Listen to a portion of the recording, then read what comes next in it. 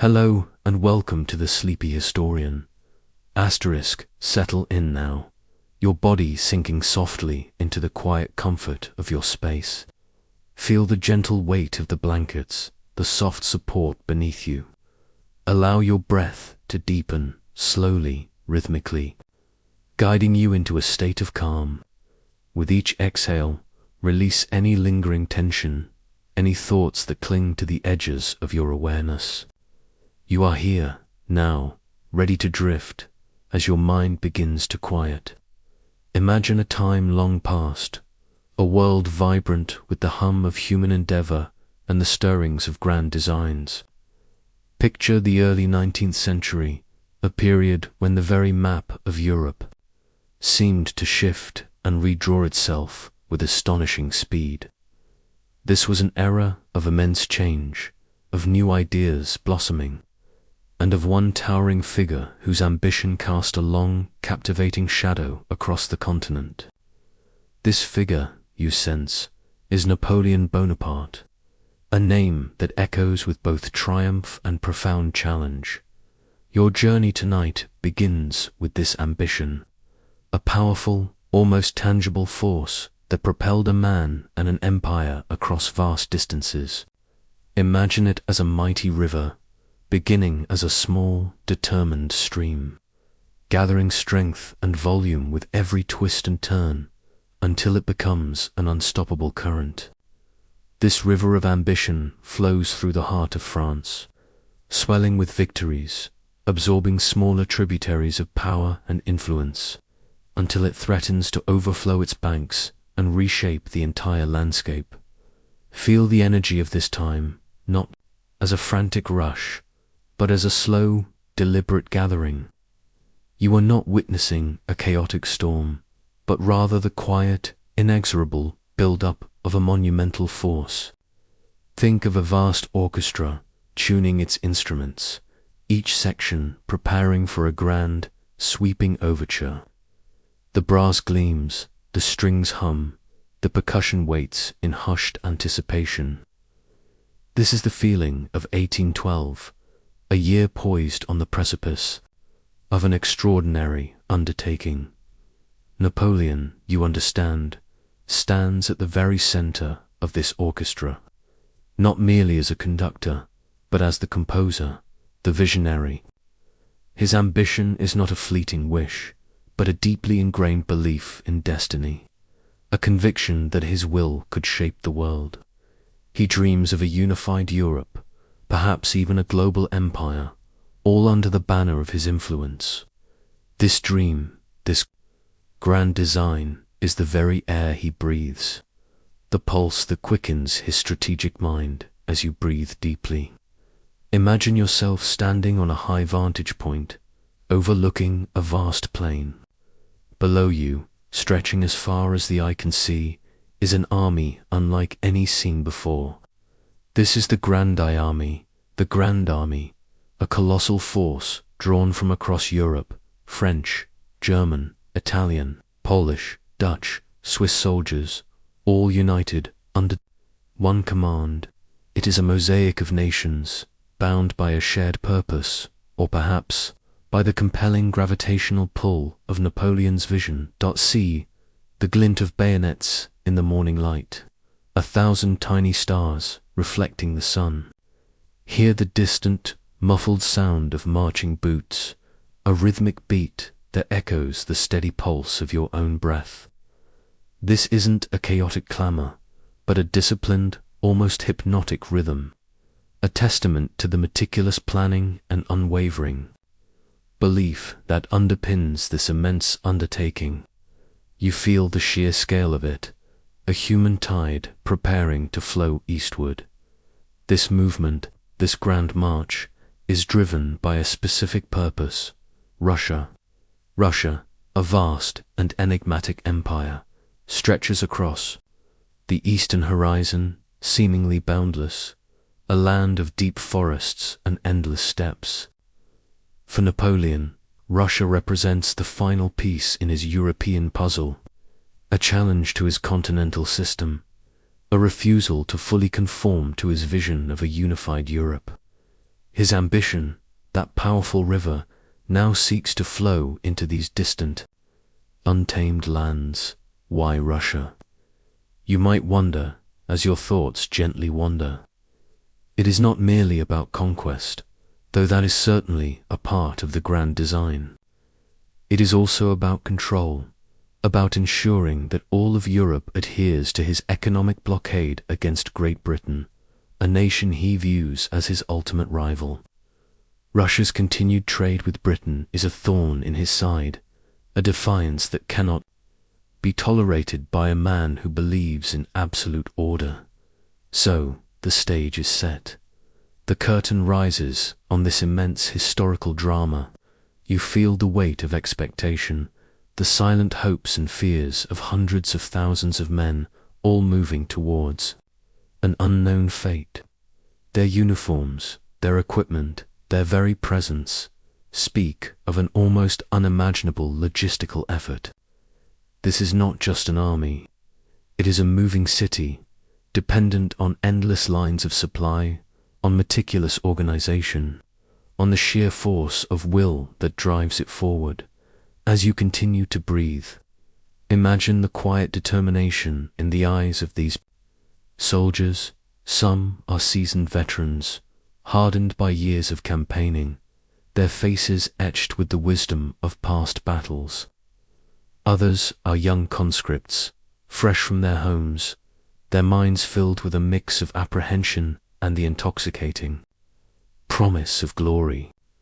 They are all part of this grand overture, each playing their small, vital part in a symphony of ambition.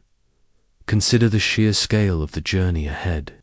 Thousands of miles stretch before them, through lands that are both beautiful and unforgiving.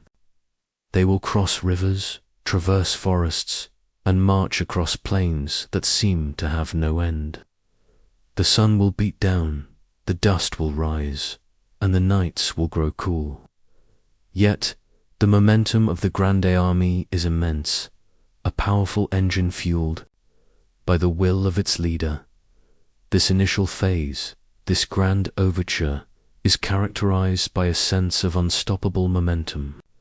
The army moves with a purpose, a relentless advance that seems to defy all obstacles. You can almost hear the soft, rhythmic creak of wagon wheels, the distant calls of officers, the quiet murmur of conversations in many languages. These sounds blend into a soothing hum, a backdrop to your peaceful contemplation. Allow your mind to gently wander over the landscape. Fields of grain wave softly in the breeze. Small villages dot the distant horizon, and ancient forests stand sentinel, seemingly undisturbed by the passing of this monumental force. You are witnessing a moment in history, a grand opening act, where the stage is set for events that will reshape the continent. Feel the slow, steady rhythm of the march, the quiet determination that propels these men forward. It is a hypnotic beat, a lullaby of historical movement. Your own breathing mirrors this rhythm, slow and deep, drawing you further into a state of profound relaxation. The ambition that launched this immense undertaking is a complex tapestry, woven with threads of glory, strategy, and a deep-seated belief in one's own destiny. It is a force that can move mountains, but also one that can lead to unexpected turns. The sun rises higher, casting long shadows across the marching columns. The air is still, save for the sounds of the army. There is a sense of quiet inevitability, a feeling that this immense force, once set in motion, cannot easily be stopped. It is a testament to human will, to the power of a single vision to command and direct the efforts of so many. As your thoughts begin to soften, imagine the quiet confidence that permeates the early days of this campaign. There is a belief in victory, a conviction that the sheer size and might of the Grande Army will be enough to overcome any obstacle. This confidence, you realize, is a fragile thing, easily sustained in the warmth of summer, but vulnerable to the subtle shifts that lie ahead. Consider the intricate dance of logistics that supports such a vast endeavor. Every soldier needs food. Every horse needs fodder. Every cannon needs ammunition. These supplies must travel hundreds, then thousands of miles, across unfamiliar terrain. It is a monumental task, a silent, unseen battle fought daily against distance and time. The success of the grand overture hinges not just on courage and strategy, but on the meticulous, often mundane, details of supply. The sheer volume of resources required is almost unimaginable. Think of the endless lines of wagons stretching back for miles, carrying provisions from distant depots. Each wagon, each horse, each driver is a vital link in this colossal chain. The vulnerability of this chain, though perhaps not immediately apparent in the flush of early success, is a silent truth waiting to be revealed. As you drift deeper, consider the emotional landscape of the soldiers. They are leaving behind their homes, their families, their familiar lives. For some, there is the thrill of adventure, the promise of glory. For others, a quiet apprehension, a longing for the comfort and safety of what they have left behind. Yet they march, driven by duty, by loyalty, and by the powerful charisma of their emperor. The grand overture continues, a symphony of ambition played out on the vast stage of Europe. The notes are clear, the rhythm steady, but the underlying harmonies hold hints of discord, of challenges yet to be faced. The initial momentum is immense, a powerful engine fueled by the will of its leader. But even the most powerful engine requires constant fuel, and the journey ahead is long and uncertain. What awaits them there, in the boundless, silent lands of Russia? What challenges will this immense, powerful force truly face? What unseen forces will begin to subtly reshape the grand design? The answers lie ahead, in the quiet unfolding of history, as winter's embrace slowly begins to stir.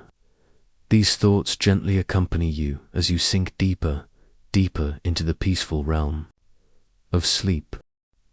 As your body settles deeper into the cushions, feel the gentle weight of sleep beginning to descend. Your eyelids grow heavy, and the world around you softens, becoming a hushed, distant echo.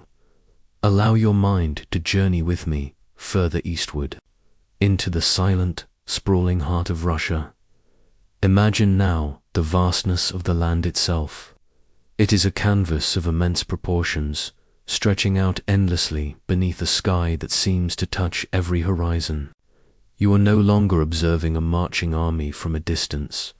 Instead, you are gently floating above the landscape, a silent observer of its quiet grandeur. Below you, the plains roll like soft waves, covered in tall grasses that sway with a barely perceptible whisper. This is a land of deep, ancient forests, their trees standing sentinel, their branches interwoven like a vast green canopy. The air here feels different, cleaner perhaps, carrying the scent of pine and damp earth. There are no bustling cities immediately visible, no grand monuments to human endeavor. Instead, there is a profound sense of untouched nature, a quiet majesty that predates human ambition. Feel the stillness of this place. It is a stillness that is not empty, but full of life. A subtle hum of insects, the rustle of leaves, the distant call of a bird. This quietness is a contrast to the disciplined march of the army you just imagined. It is the land itself, breathing, waiting. As the Grande Army advances, you sense the subtle shift in the environment. The familiar, cultivated fields of Western Europe give way to a wilder, more untamed expanse. This is a landscape that does not easily yield its secrets. It offers no immediate welcome, no obvious resources. It simply is, vast and indifferent to the human drama unfolding upon its surface. Consider the challenge this presents, not just militarily, but psychologically. For soldiers accustomed to the structured landscapes of their homelands, this endless expanse can feel disorienting. The familiar landmarks fade, replaced by an unbroken horizon, a sameness that stretches for days, then weeks. It is a silent call, a subtle invitation to lose oneself in its immensity. Think of it like a grand, intricate tapestry, woven with threads of green and brown, stretching out before you. Each thread is a path, a field, a small copse of trees. But there are so many threads, so many paths, that it becomes difficult to discern a clear direction. The sheer scale of it can be both awe-inspiring and subtly unsettling. You sense the army pushing deeper, day after day, week after week. The initial fervor of the invasion begins to meet the quiet resistance of distance. Supplies, which seemed so abundant at the outset, now must travel ever further across this silent, unyielding terrain. The logistics become a silent, unseen battle, fought against the very fabric of the land. Imagine the sun rising each morning over this vastness, painting the sky with soft hues of pink and gold, and each evening it sinks below the horizon, leaving behind a sky filled with countless stars, brighter and more numerous than you might ever have seen.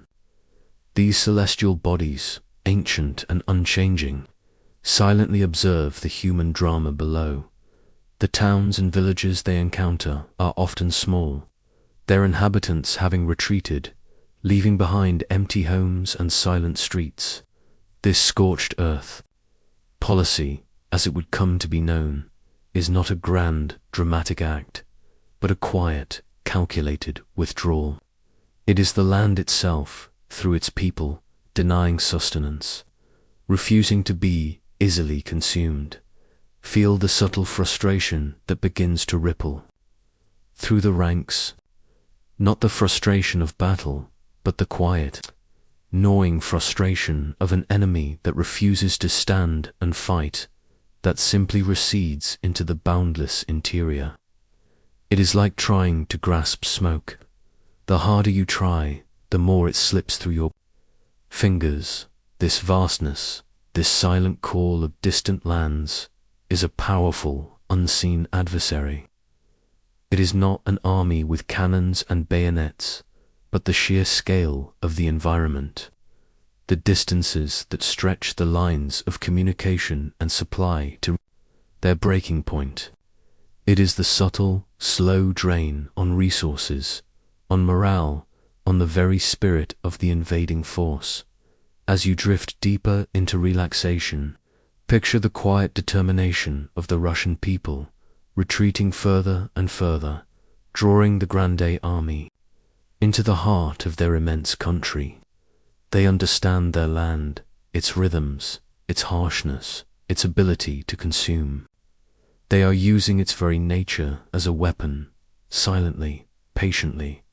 The summer days are long, and the sun is warm, but there is a subtle change in the air, a hint of what is to come. The nights grow cooler, the shadows lengthen earlier. It is a gentle, almost imperceptible shift, but it carries the promise of a profound transformation. You are witnessing a subtle dance between human ambition and the raw power of nature. The army, so grand and imposing, is slowly being absorbed by the around it. Its momentum, while still strong, begins to feel less like an unstoppable force and more like a single thread being drawn through an endless loom. Allow your breath to continue its slow, even rhythm. Feel the quiet anticipation of the land, holding its ancient worth, waiting for the season to turn. The distant lands have called, and the army has answered, pushing deeper into an embrace that is both vast and, perhaps, subtly perilous. Consider the immense logistical strain this vastness imposes. Each day, the supply lines stretch further, becoming more fragile, more susceptible to disruption. The wagons, already struggling over rough tracks, now face even greater distances to bring provisions from the distant rear. This is a silent, unseen battle of attrition, fought not with bullets, but with miles. The sheer scale of the Russian interior is a concept difficult to grasp. Imagine walking for days, then weeks, and still seeing the same endless horizon, the same vast forests, the same rolling plains. This monotony, combined with the growing scarcity of resources, begins to wear down the spirit. It is a psychological battle as much as a physical one. The Russian strategy, though seemingly passive, is profoundly effective. They are not engaging in large-scale battles, but rather allowing the land itself to become their primary defense. They are trading space for time, drawing the enemy deeper into a trap that will be sprung not by their own hand, but by the relentless march of the seasons. As you drift deeper, imagine the subtle changes in the soldiers' faces. The initial excitement, the flush of early victories, begins to fade, replaced by a quiet wariness. Their eyes, once bright with anticipation, now hold a hint of apprehension, a dawning realization of the immense challenge they face. The silence of these distant lands is not empty. It is filled with the unspoken truths of endurance, of patience, and of the profound power of nature. It is a silence that subtly teaches humility, even to the most ambitious of leaders. The land simply is, vast and ancient, and it will not be easily conquered. What secrets does this silent land hold? What challenges will its vastness truly reveal as the seasons begin their inevitable shift, and the subtle hints of autumn give way to the profound embrace of winter? These questions hang gently in the air as you drift further into the peaceful depths of sleep. Let your breath continue its gentle, even flow, carrying you further into this peaceful state. Feel the soft weight of your limbs, the quiet stillness that surrounds you. As your mind drifts, we return to the vast plains of Russia, but now a subtle and devastating change begins to unfold, a silent strategy that would prove more effective than any direct military confrontation.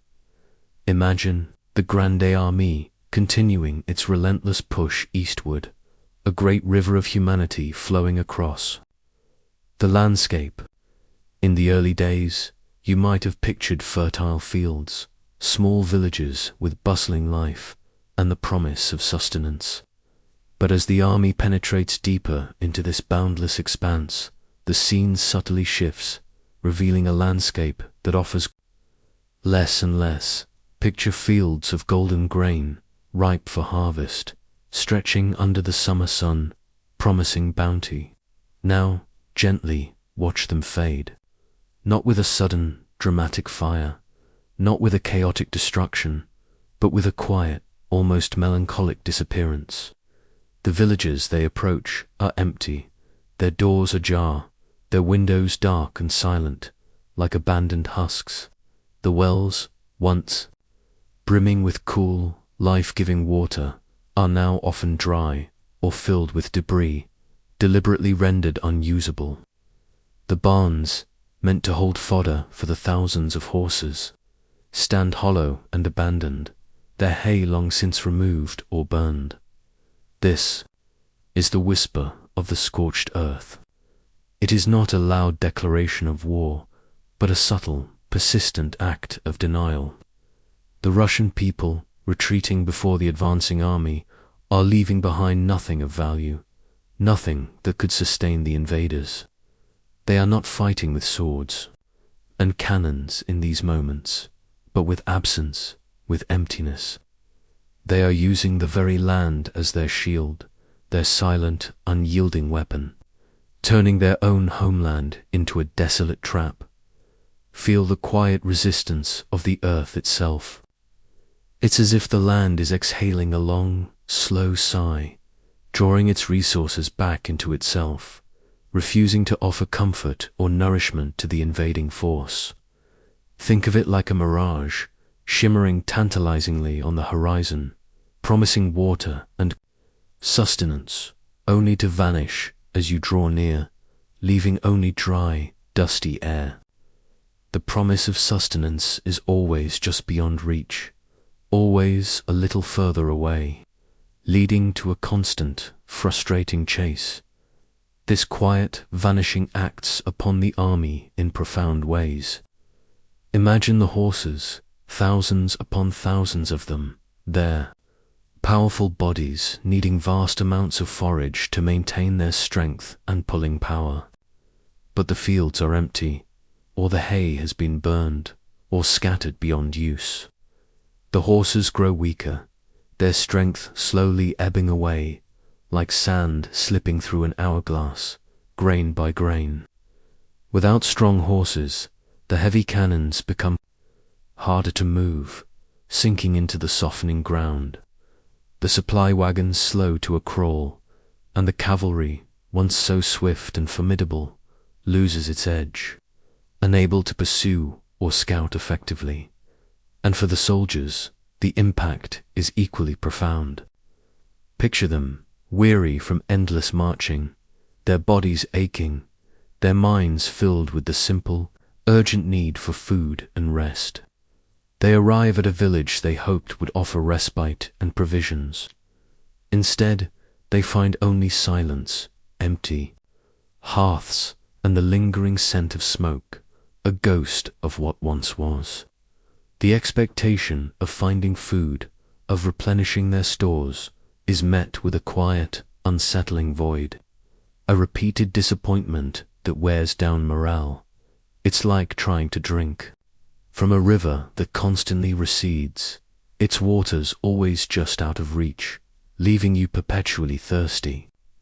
Each day, the distance to the nearest source of food or water grows longer, the effort to find it more desperate. The supply lines, already stretched thin across the vast Russian plains, become almost impossibly strained, breaking down under the immense distances and the constant threat of Cossack raids. Wagons break down, horses collapse, and the precious provisions that do arrive are often too little, too late, barely a drop in the ocean of need. This quiet denial of resources is a brilliant, if brutal, strategy.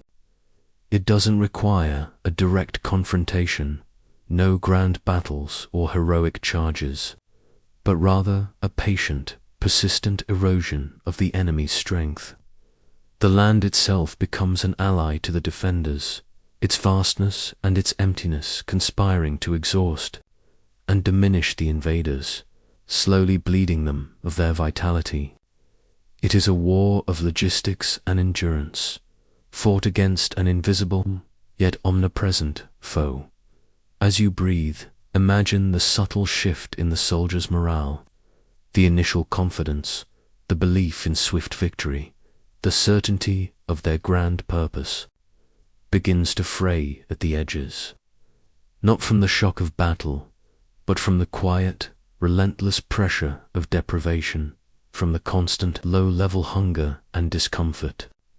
It's like a slow leak in a balloon, imperceptible at first, but eventually the air escapes and the balloon loses its buoyancy, its ability to soar. You might feel a touch of empathy for these men, caught in this vast, unyielding landscape. They are not fighting a visible enemy in these moments, but an invisible one. The immense distances, the lack of food, the constant, low thrum of discomfort that never truly ceases. Their bodies grow weary, their minds preoccupied with the basic, primal needs of survival, pushing all other thoughts aside. This scorched earth strategy is a testament to a different kind of power, the power of patience, of sacrifice, and of understanding the profound strength of one's own land. The Russians are willing to endure hardship themselves, to deny their own people sustenance, to burn their own homes, in order to deny it to the enemy. It is a grim, yet profoundly effective, form of resistance, a testament to their unwavering national will. The summer sun continues its journey across the sky, but its warmth feels less comforting now, more a reminder of the vast open spaces that offer little shelter or bounty. The nights grow cooler, the shadows lengthen earlier, and the silence of the empty villages seems to deepen, broken only by the sounds of the weary army settling down for another night of uncertain rest, their hopes dwindling with the setting. Sun. The earth itself holds secrets, softly revealed through its quiet refusal to yield. It whispers of limits, of boundaries that even the grandest ambition might struggle to cross. The Grande Armée, once a symbol of unstoppable force, is now beginning to feel the subtle yet profound weight of this quiet resistance. A resistance that is slowly, inexorably draining its strength as you drift deeper into sleep. Consider the power of what is not there, the missing food, the absent water, the silent, empty homes. These absences are shaping the course of history as surely as any battle, slowly undermining the foundations of a mighty invasion. How long can an army sustain itself on ambition alone, when the very ground beneath its feet offers only whispers of scarcity, and the promise of a harsh winter looms ever closer? These thoughts gently accompany you as you drift deeper, deeper into the peaceful realm of sleep. Allow your body to sink even deeper now, surrendering to the gentle pull of sleep.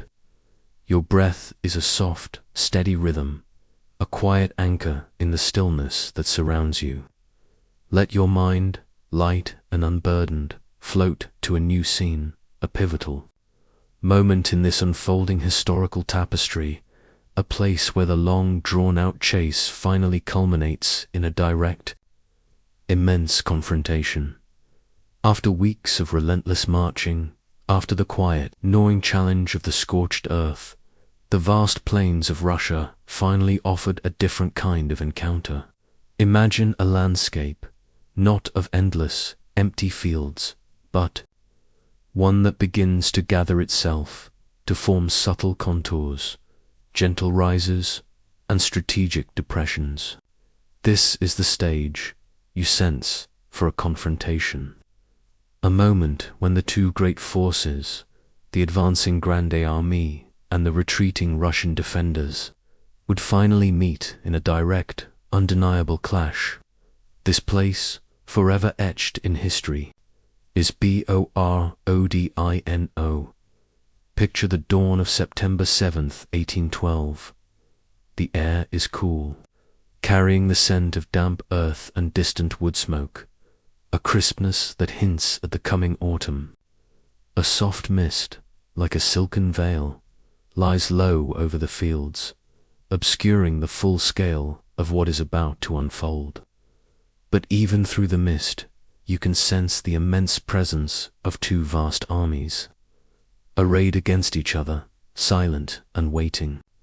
This is Borodino, a name that would forever be etched into the annals of history, a place where the very ground seemed to hold its breath. Anticipating the storm, feel the quiet anticipation that hangs in the air. It is not a frantic, chaotic energy, but a deep, almost meditative stillness, the calm before a profound storm. Imagine hundreds of thousands of men standing shoulder to shoulder, their forms barely visible in the pre-dawn light. Each soldier, a single thread in an immense fabric, awaits the signal, the first note in a symphony of fate. Their breaths, perhaps, are the only sound, a collective, hushed exhalation that rises into the cool morning, mingling with the mist. For weeks, the Russian army had retreated, drawing Napoleon deeper into their homeland, denying him the decisive battle he craved. This strategy, though costly, had stretched his supply lines and exhausted his men. But here, at Borodino, the line was drawn. The Russian commander, General Kutuzov, understood the immense spiritual significance of defending Moscow, the ancient heart of Russia. He chose this ground not for its perfect strategic advantage, but for its necessity, for the psychological weight it carried. It was a place to stand, to fight, to endure, to make a final, desperate stand before the capital. As you drift, imagine the first rays of the sun piercing through the mist, painting the sky with soft hues of orange and rose. And with the light, the landscape slowly reveals itself. You see the gentle undulations of the land, the small villages, the winding streams, and the hastily constructed earthworks, redoubts, and flèches that serve as the Russians' defensive strongholds. These are not grand fortresses, but humble mounds of earth, dug by hand. Yet they represent a formidable resolve, a stubborn refusal to yield. Now feel the distant rumble begin. It is not a sudden explosion, but a low, resonant thrum, like the deepest notes of a great organ, vibrating through the very ground. This is the sound of the first cannon fire, a single, deliberate boom, then another and another, slowly building into a continuous, rolling thunder. This is the Borodino bloom of battle, a poetic term for the unfolding of a violent, yet strangely structured event. It's like a dark, powerful flower slowly opening its petals, revealing its intricate, destructive beauty, its terrible grandeur. The air begins to vibrate with the concussion of the artillery.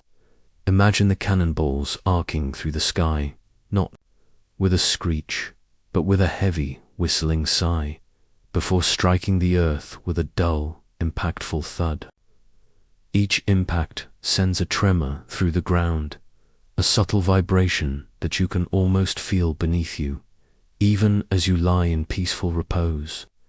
This is the distant echo of a monumental force being unleashed, a symphony of destruction beginning to play. The battle unfolds like a vast, complex dance. Napoleon, ever the aggressor, directs his forces to assault the Russian positions. Wave after wave of infantry, cavalry, and artillery are thrown into the fray.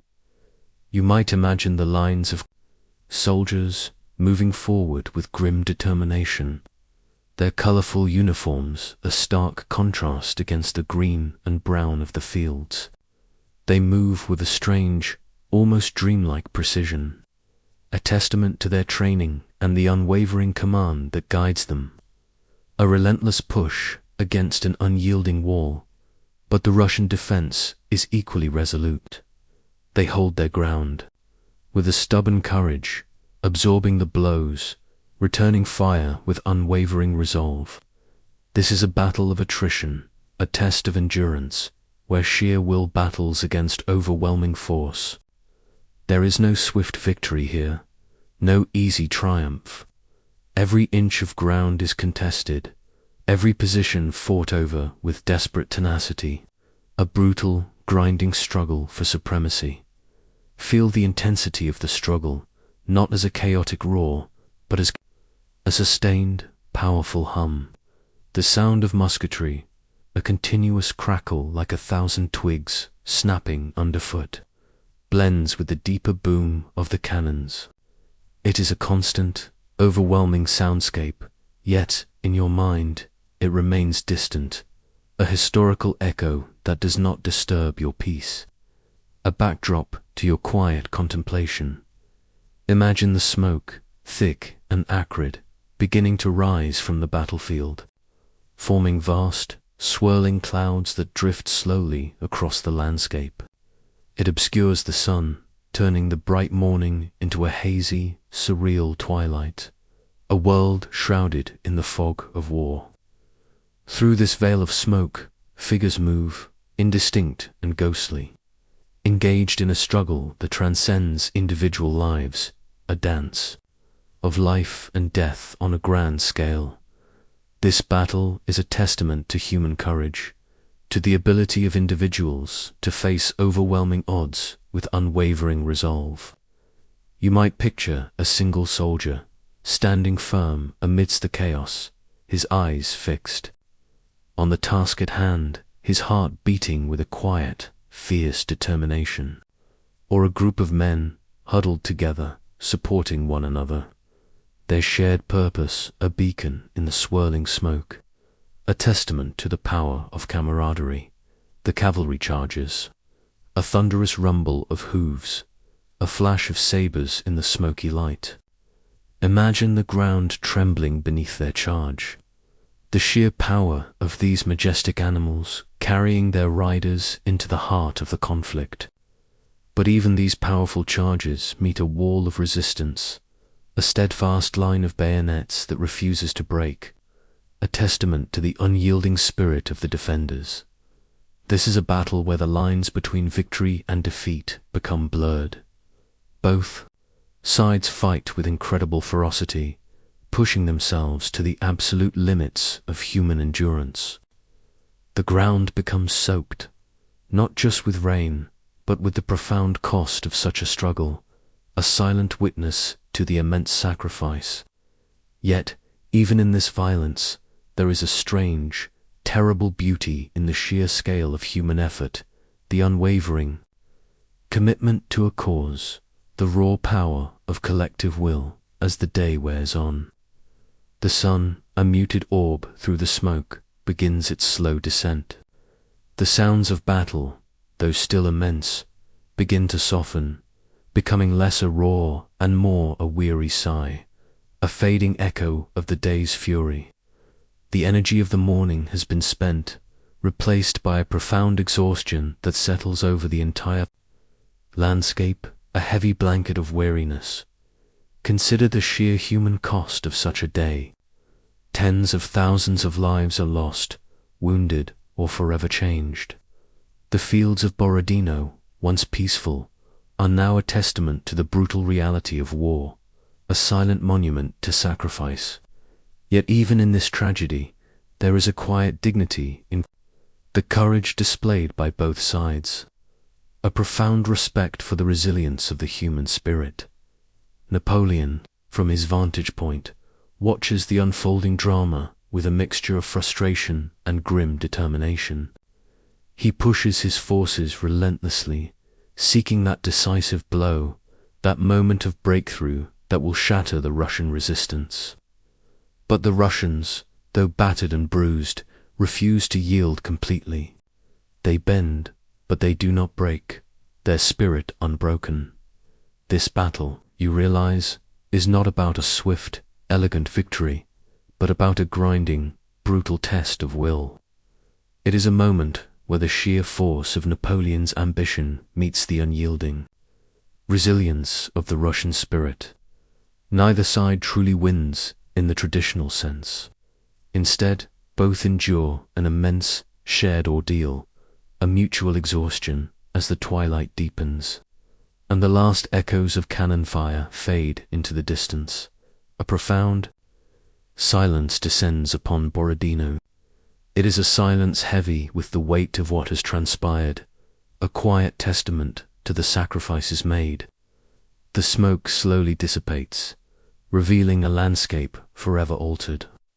A field where courage met its ultimate challenge, a place where history held its breath. This bloom of battle, though destructive, also reveals the extraordinary capacity of the human spirit for endurance. It is a reminder that even in the most intense struggles, there can be a strange, almost poetic beauty in the unwavering commitment to a cause, in the quiet strength found in the face of overwhelming odds. The ground has drunk deep, and the air still hums with the memory of the clash. Allow your mind to gently absorb this image of Borodino, a place where history held its breath, and where the clash of wills created a profound, unforgettable moment. The battle has ended, but the story is far from over. The Grande Army has pushed forward, but at what cost? And what awaits them beyond this field of quiet heroism, as the path to Moscow lies open, yet strangely silent? These thoughts gently accompany you as you drift deeper, deeper into the peaceful realm of sleep. Let your body relax even further, feeling the deep tranquility that now envelops you. Your breath is soft, almost imperceptible, as you float on the edge of sleep. Allow your mind to gently carry you forward, beyond the smoke and thunder of Borodino, towards a destination that had been the ultimate prize of Napoleon's grand ambition. Moscow. Imagine the days following the immense, grueling battle. The Grande Army, though victorious in holding the field, was profoundly weary, its ranks thinned, its spirit tested. Yet, the momentum, that powerful river of ambition, continued to flow. The path to Moscow lay open, and with each step, the anticipation grew. This was the ancient capital, the heart of Russia, a symbol of immense power and prestige. Its capture, surely, would bring the long, arduous campaign to its decisive end, ushering in the peace Napoleon so desperately sought. Picture the approach to this fabled city, after weeks of marching through seemingly endless, often desolate plains, after the brutal test of Borodino. The sight of domes and spires on the horizon must have filled the soldiers with a renewed, if fragile, hope. Imagine the collective sigh of relief, the quiet murmur of excitement that would have rippled through the weary columns. This was it, the culmination of months of sacrifice, of relentless effort. The grand prize was finally within their grasp. As you draw closer, however, a subtle unease begins to settle. The usual sounds of a grand city, the distant clatter of wagons, the shouts of merchants, the joyous cries of children, the general hum of urban life are eerily absent. Instead, a profound silence hangs in the air, a stillness that feels heavier than any quiet you have encountered before. It is the silence of anticipation, yes, but also the silence of something profoundly missing, something withheld. Feel the quiet wonder of this entrance made in vain. On September 14th, 1812, Napoleon, at the head of his vanguard, rode into Moscow. He expected a delegation, a formal surrender, the ceremonial handing over of the city's keys by its dignitaries. He expected the bustling life of a great capital, perhaps even a defiant populace, but certainly a presence. Instead, he found only emptiness, a ghost of a city. Imagine the streets, wide and grand, yet utterly deserted. The magnificent houses, once symbols of wealth and power, stand silent, their windows dark, their shutters closed. The marketplaces, usually teeming with activity, are vacant, their stalls empty. The churches, with their iconic onion domes, stand silent, their bells unringing, their sacred spaces abandoned. It is as if the entire city has exhaled and then held its breath, waiting, watching. This is Moscow's empty embrace. It is a hollow triumph, a victory that feels strangely incomplete, unsatisfying. Napoleon, the conqueror of Europe, had taken the heart of Russia, but found only a shell, a vast, silent monument to absence. The inhabitants, following the grim and resolute orders of their governor, Count Rostopchin, had systematically evacuated, taking with them everything of value, every scrap of food, every piece of furniture, leaving behind only the husks of their homes and businesses. Consider the psychological impact of this emptiness. For an army accustomed to the spoils of war, to the immediate gratification of conquest, to the tangible rewards of victory, this absence was disorienting, unsettling. There was no one to surrender, no one to impress, no one to loot in the traditional sense, no populace to subdue. The very act of taking the city felt like grasping at smoke, a victory without substance, a prize that turned to dust in their hands. As you breathe deeply, imagine the first few days within the silent city, the soldiers, weary and hungry from their long march and the recent battle, would have spread out, searching desperately for provisions, for warmth, for any sign of life, any comfort. They would have moved through the grand avenues and narrow alleys, their footsteps echoing eerily in the unnatural quiet, a sound that amplified the profound emptiness. This was not the joyous occupation they had envisioned, but a strange, unsettling vigil, a haunting silence. Then the whispers began, not of people, but of something far more destructive, a subtle crackling sound at first. On the night of September 14th, small fires began to ignite across the city. At first, they were isolated, easily dismissed as accidents or acts of careless, desperate soldiers seeking warmth or food.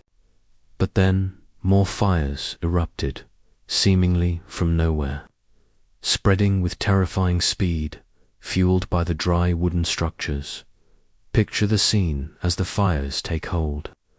The wooden buildings, many left standing for centuries, become tinder, catching fire with alarming speed. The narrow streets, once pathways for carriages and pedestrians, now channel the roaring flames, creating infernos that leap from block to block, consuming everything in their path.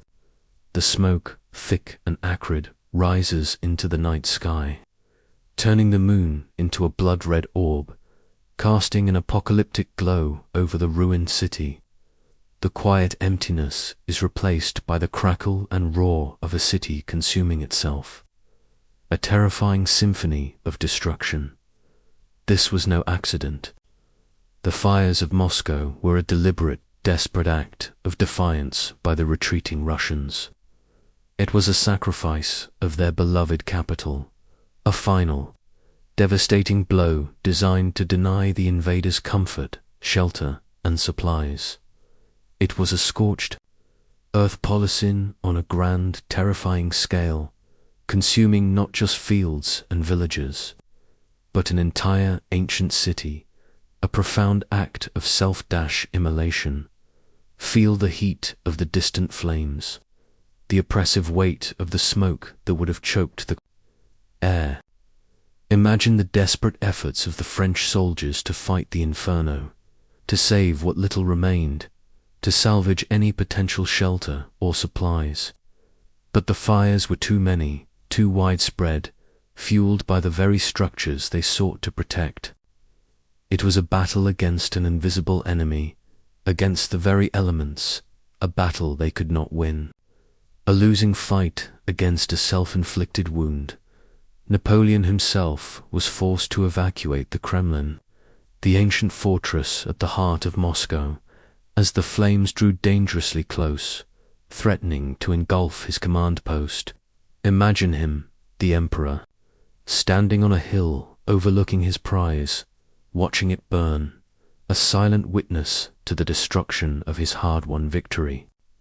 It was a stark, humbling spectacle, a profound symbol of the unyielding resistance he faced, a pyre consuming his grand ambition. His grand triumph had turned into ashes. The fires raged for days, consuming 3/4 of the city. When they finally subsided, Moscow was a landscape of charred ruins, smoking embers and skeletal remains of buildings, a desolate monument to sacrifice. The promise of comfortable winter quarters, of rest and replenishment, had literally gone up in smoke. leaving only a wasteland. The hollow triumph had become a devastating loss, a strategic blunder of immense proportions. This act of self-destruction, while devastating for the Russians themselves, was a strategic masterpiece. It denied Napoleon the resources he desperately needed to sustain his army through the coming winter. It left his vast force stranded in a ruined city, thousands of miles from home, with dwindling supplies and no clear path forward. A trap of their own making. As you drift deeper, consider the profound irony of this moment. Napoleon had conquered Moscow, yet he possessed nothing of value. The city, in its fiery embrace, had rejected him, leaving him with an empty shell and a growing sense of foreboding. The psychological victory belonged to the Russians, even amidst their own immense loss, a testament to their unwavering national spirit. The silence that now settled over Moscow was different from the earlier emptiness. It was the silence of devastation, of a city that had sacrificed itself for a greater cause. It was a stark, chilling quiet, broken only by the occasional creak of collapsing timber or the distant howl of a dog, sounds that only emphasized the desolation. Napoleon lingered in Moscow for over a month, waiting. He waited for a peace proposal from Tsar Alexander I, a surrender that never came. He waited for the situation to improve, for some sign that his immense gamble had paid off. But the silence from the Russian side was absolute, a resolute refusal to negotiate, a quiet determination to let winter and the vastness of their land do their work, to allow nature to be their ally. This period in Moscow was a time of profound uncertainty, a pause in the grand narrative where the momentum of ambition finally stalled. The Grande Armée, once an unstoppable force, was now a static, vulnerable entity. Exposed to the elements, its supplies dwindling, its morale slowly eroding, caught in a trap of its own making. As you prepare to drift further into sleep, imagine the quiet desperation that must have begun to creep into the hearts of the soldiers. The grand prize had been taken, but it offered no comfort, no respite. Instead, it offered only ashes and the chilling prospect of a Russian winter, now looming. Ever closer, its icy breath already felt. Moscow, grand yet strangely still, held its secrets in its core, and its greatest secret, its most powerful defense, was its willingness to sacrifice itself, to embrace destruction for a greater purpose. What would this empty embrace mean for the mighty emperor and his weary army as the seasons began their inevitable, chilling turn, and the path home became their only desperate hope? These thoughts gently accompany you as you sink deeper, deeper into the peaceful realm of sleep. Settle deeper into the soft embrace of your bed, feeling the gentle warmth, the quiet stillness. Your breath continues its slow, rhythmic dance, guiding you into a state of profound calm.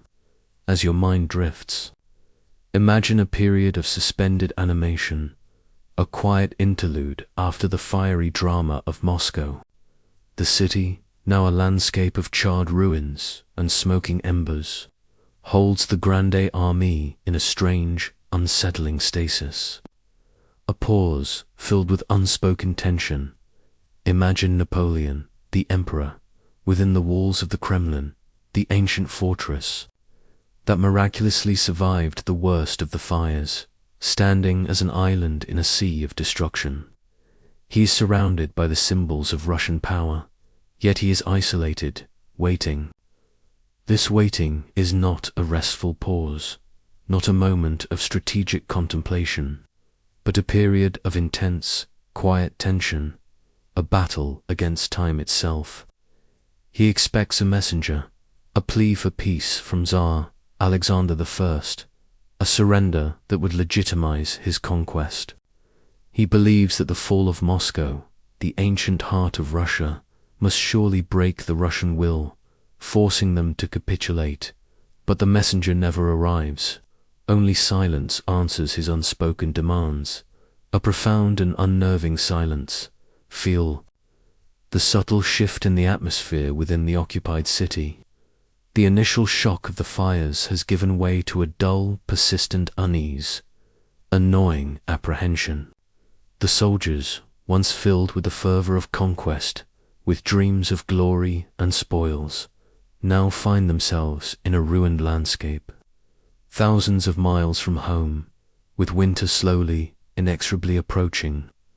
The ember glow of waiting is not a comforting warmth, but a flickering, uncertain light that casts long, unsettling shadows, revealing the grim reality of their situation. Imagine the days turning into weeks. The autumn sun, once bright and reassuring, begins to lose its intensity, becoming a pale, distant orb in the sky. The air grows crisper, carrying a distinct chill that hints at the profound cold to come, a subtle shiver that is not unpleasant, but a clear sign of nature's impending, relentless transformation. The ground, once firm, begins to harden with the first touch of frost, a silent preparation for winter's full embrace. For the soldiers, this waiting is a test of their endurance, not against an enemy in battle, but against the insidious erosion of time and scarcity. Picture them scavenging through the ruins, searching desperately for anything salvageable, any warmth, any scrap of food, any sign of comfort. The organized supply lines, already strained to their breaking point, are now failing to keep pace with the army's needs, often disrupted by Russian partisans. The horses, those magnificent beasts that powered the army's advance, are dying by the hundreds, then thousands, from lack of fodder. Their carcasses, scattered across the landscape, are grim reminders of the deteriorating situation, silent monuments to the immense logistical failure. This period of waiting reveals a profound truth. Patience, when wielded by an adversary, can be a more devastating weapon than any cannon. The Russians, by simply refusing to engage, by withdrawing and sacrificing their own capital, are allowing the vastness of their land and the relentless march of the seasons to become their most powerful allies. It is a quiet, almost meditative, form of resistance, a profound trust in the elements, a strategy of passive aggression that proves devastatingly effective as you breathe. Imagine the conversations amongst the soldiers, hushed and uncertain. They speak of home, of warmth, of the distant families they left behind, their voices low, their hopes dwindling. The dreams of glory that once fueled their march are slowly being replaced by the simple, urgent desire for survival, for escape from this frozen trap. The discipline that held the Grande Army together begins to show faint cracks, not from rebellion, but from the quiet despair of prolonged deprivation, from the gnawing certainty that their situation is becoming untenable. Napoleon, too, feels the pressure. He is a man accustomed to swift, decisive action, to bending events to his will, to dictating terms.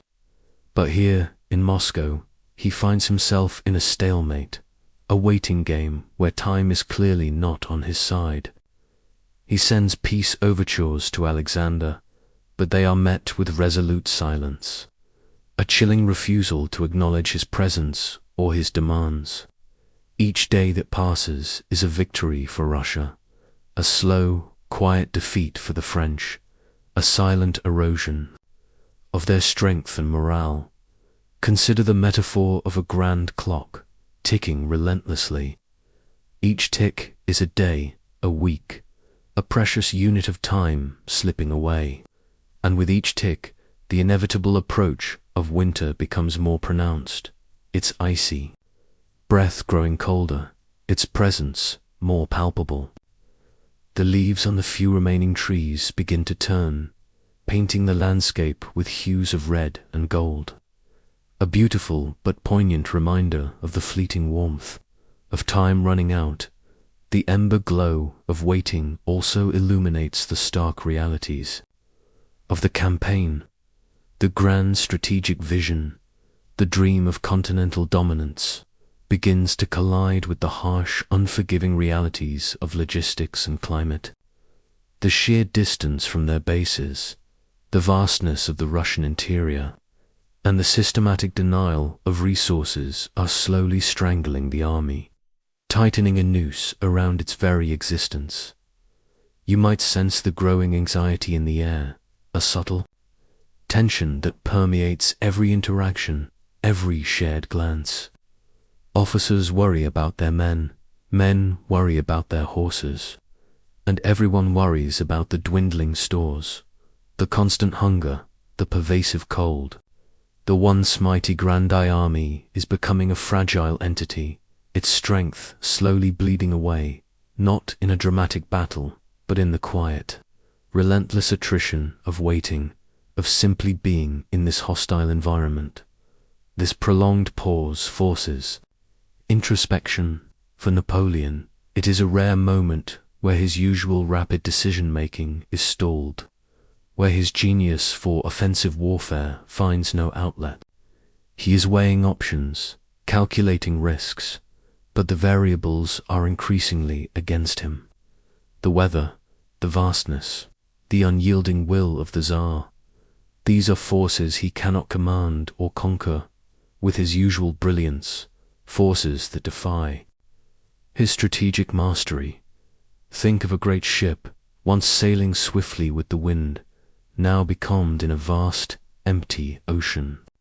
The sails hang limp, the crew grows restless, and the provisions begin to run low. The destination, once so clear, now seems impossibly distant, a fading dream. This is the feeling of the Grande Armée in Moscow, caught in the quiet doldrums of an unwinnable waiting game, their momentum lost. The dreams of conquest, once so vivid and compelling, begin to fade like morning mist, dissolving into the cold reality of their situation. They are replaced by the stark, immediate concerns of survival, of finding food, of enduring the cold, and the desperate yearning for home. This grand narrative of empire gives way to the simpler, more primal story of enduring, of simply existing. As the days shorten and the first light dustings of snow begin to fall, the decision becomes inevitable. The Tsar will not negotiate. Winter will not wait. To remain in Moscow is to invite certain destruction, a slow, agonizing death. The time for waiting is over. The time for a new, even more perilous journey is about to begin, a desperate dash. For survival, patience, it turns out, has indeed revealed its own profound truth. It has exposed the vulnerability of even the most powerful ambition when confronted by the vast, unyielding forces of nature and a determined, patient adversary. The ember glow of waiting is about to give way to the chilling reality of a winter's embrace. A journey that will test the very limits of human endurance. What will be the path forward for this once invincible army? How will they navigate the immense, frozen expanse that now lies between them and the distant warmth of home? These questions gently accompany you as you sink deeper into the peaceful realm of sleep. Allow your body to soften even further, melting into the comfort of your surroundings. Your breath is a tranquil stream, flowing in and out, carrying you effortlessly into a deeper state of repose. As your mind drifts, we return to the stillness of Moscow, but now a profound and quiet decision is about to be made. One that will redefine the entire trajectory of this grand historical narrative. A turning point that echoes with both resignation and grim determination. Imagine Napoleon, the emperor, within the silent, smoky confines of the Kremlin.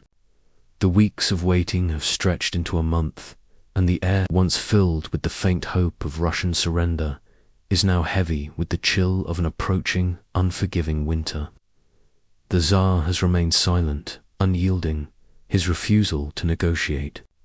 A chilling response. The city, once a prize, is now a desolate ruin, offering little sustenance and no strategic advantage, a trap rather than a haven.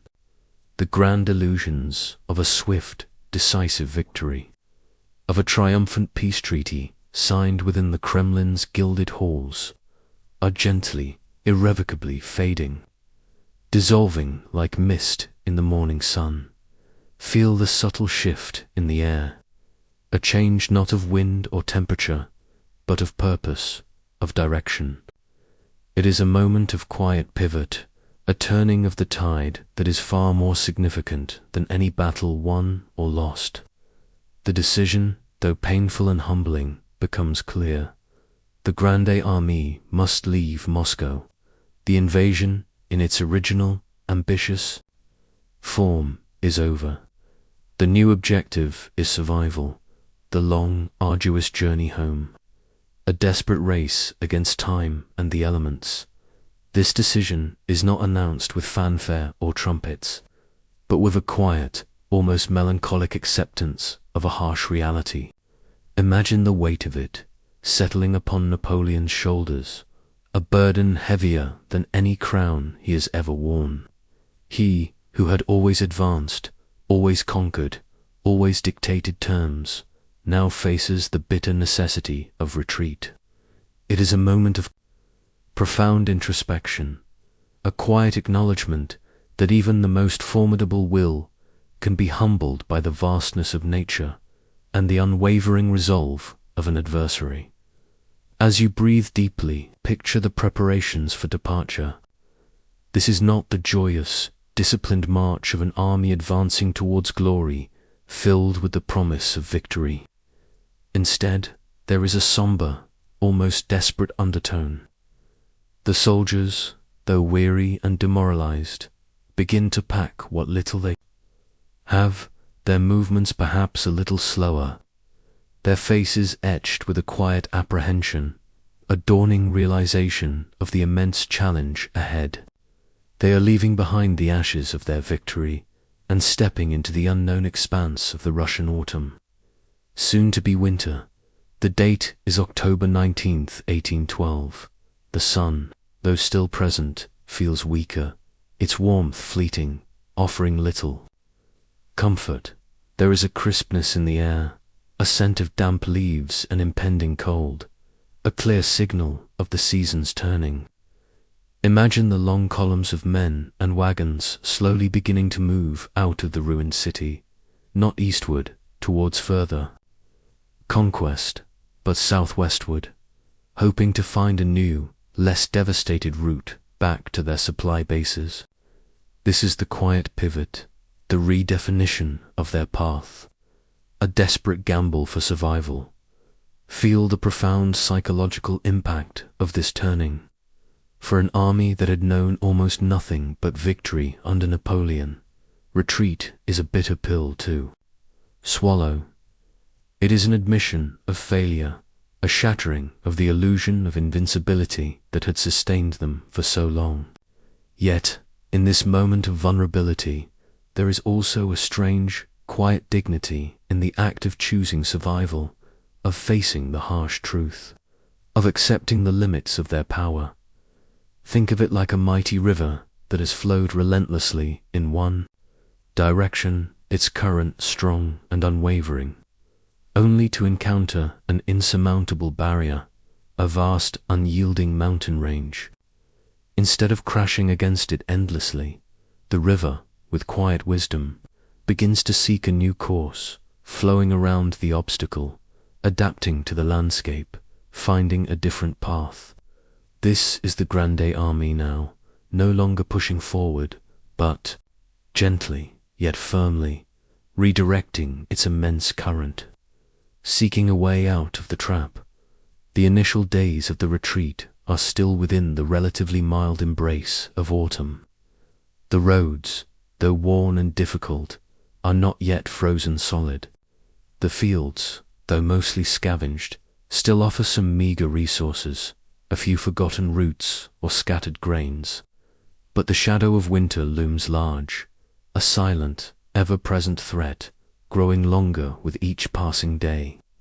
Every day that passes, every mile covered, is a race against the elements, a desperate bid to reach warmer climes before the full fury of the Russian winter descends upon them. As you drift deeper, imagine the long winding columns stretching across the horizon, a seemingly endless line of weary figures. There are not only soldiers now, but thousands of camp followers, civilians, and even a vast train of looted treasures from Moscow, furs, paintings, silver, all piled onto wagons, a poignant and ultimately futile burden that would soon be abandoned. This procession is a testament to the human desire to hold on to something, anything, from the grand dream that is now dissolving into a nightmare. The pace is slower than the advance, burdened by profound exhaustion, by the weakened horses, and by the sheer weight of their collective despair. You can almost hear the rhythmic creak of wagon wheels, the soft shuffling of thousands of feet, a mournful, steady beat that accompanies this long, winding journey, a dirge for lost ambition. Consider the landscape they now traverse. It is the same vast, indifferent land they had crossed on their way to Moscow, but now it feels different, transformed by their experience. It is no longer the unknown, but a place that has revealed its formidable power, its capacity to consume. The forests seem deeper, the plains wider, the distances more daunting, imbued with a sense of quiet menace. The quiet resistance of the scorched earth is now compounded by the subtle, growing chill of the season, a chilling embrace. This gentle turning of the tide is a moment of profound vulnerability for Napoleon. His genius for offensive warfare, for swift, decisive maneuvers, for overwhelming his enemies, is now challenged by the complexities of retreat, by the need to preserve rather than conquer. He must manage a vast, weary army, protect its flanks from harassing Cossack raids, and navigate a hostile, unforgiving environment. It is a different kind of leadership, one that demands patience, resilience, and a deep understanding of human endurance. A test of a different kind of strength. Imagine the quiet conversations among the officers, their voices low, their faces grim, their eyes reflecting the same apprehension. They know the dangers ahead, the immense challenge that lies before them. Yet there is also a sense of grim determination, a shared resolve to simply keep moving, to put one foot in front of the other, to survive, to somehow escape this vast, frozen trap. The grand illusions of conquest are indeed being left behind, like discarded banners on a forgotten battlefield, tattered and meaningless. What remains is the raw, primal instinct for self-preservation, the desperate hope for warmth, for food, for the distant promise of home. This retreat is not a surrender, but a strategic withdrawal, a desperate gamble against time and the elements, a race for survival as the sun begins its slow descent. Painting the sky with muted colors, the long columns continue their march. The air grows colder, and a few stray snowflakes might begin to drift down, soft and silent, harbingers of the profound transformation that awaits them, the full, chilling embrace of winter. The path is redefined, the journey shifts, guided by the unseen hands of fate and the relentless turning of the seasons. What trials will this new, desperate path reveal? How will the Grande Army, once the embodiment of unstoppable ambition, contend with the forces that now conspire against it, as the landscape itself becomes their most formidable enemy? These questions gently accompany you as you sink deeper, deeper into the peaceful realm of sleep. Allow your body to sink even deeper now, feeling the profound stillness that cradles you. Your breath is a soft, continuous wave, gently carrying you further into the peaceful depths of sleep. As your mind drifts, we move with the weary columns of the Grand Army as they begin their long, arduous journey away from Moscow and into the subtle, yet profound, embrace of the coming season. Imagine the days of late October and early November 1812. The sun, though still visible, has lost its summer strength, becoming a pale, distant orb in the sky. Its light, once vibrant and life-giving, now feels thin, almost watery, offering little warmth against the encroaching chill. The air, which had been merely crisp, now carries a distinct, undeniable coolness. You can almost feel it on your skin. A subtle shiver that is not yet biting, but a clear, gentle whisper of what is to come. This is winter's first soft breath, a delicate prelude to the immense transformation of the landscape, a quiet turning point in the grand drama unfolding. Picture the ground beneath the soldier's feet. It is no longer merely damp or muddy from the recent autumn rains, but begins to harden with the first touch of frost. The puddles along the roadside, which once reflected the sky with liquid clarity, now bear a thin, fragile skin of ice, like delicate glass. Each morning, a shimmering, ethereal white rime covers the sparse vegetation, the withered grasses, the skeletal branches of shrubs, sparkling briefly in the weak oblique sunlight before melting away as the day progresses. These are the subtle signs, the quiet indications that nature is preparing for its long, cold sleep, a sleep that will have profound consequences for the human tide attempting to traverse its vastness. Then, imagine the first snowflakes. They do not arrive in a sudden, overwhelming blizzard, a violent assertion of winter's power. Instead, they appear as a delicate descent, a gentle scattering from a vast, unseen hand. Each flake, intricate and unique, a tiny crystalline jewel, drifts silently through the air, landing softly on uniforms, on the bare branches of trees, on the worn canvas of the wagons. They are like tiny, crystalline whispers, announcing a profound and irreversible change, a quiet declaration that the season has shifted. This initial snowfall, though light and almost whimsical, transforms the landscape in subtle, yet significant ways. The familiar browns and muted greens of autumn, which had dominated the scenery for weeks, begin to be dusted with white, like a painter adding the first delicate strokes to a vast, monochrome canvas. The distant forests, once dark and imposing, now appear softened, their outlines blurred by the falling flakes, taking on a ghostly, ethereal quality.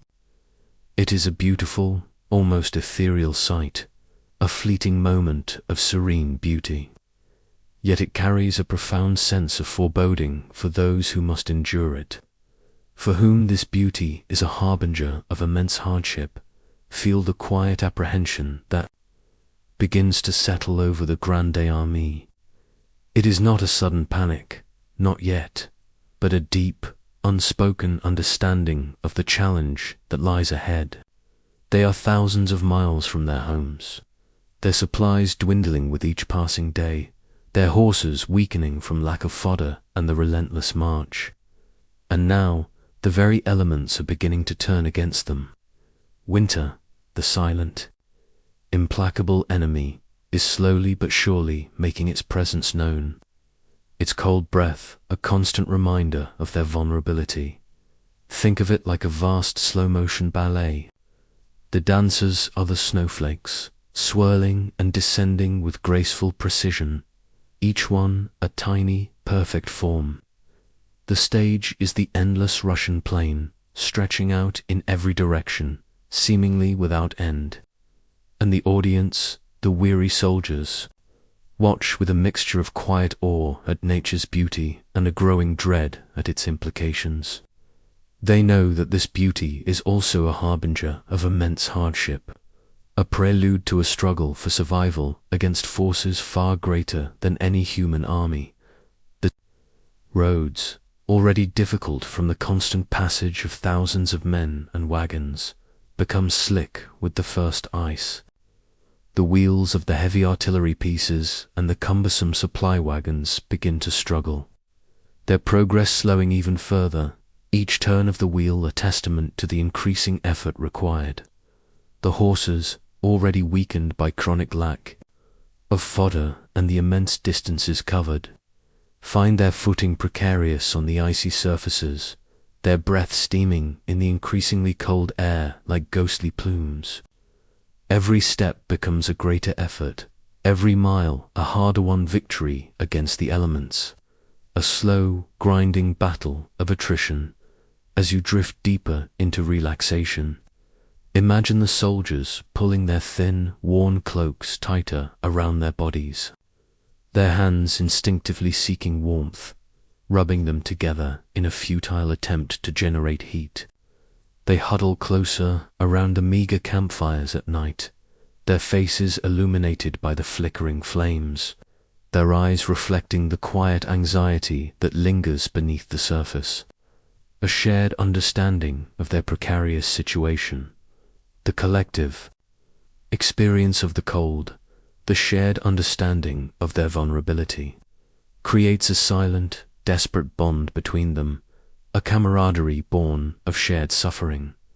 This gentle presence of winter is not an immediate, violent assault, but a slow, insidious erosion. It saps strength from their bodies, chills their bones to the marrow, and dulls the spirit with its relentless, pervasive discomfort. It is a constant, low-level pain that wears down even the most resilient, a subtle torment that never truly ceases.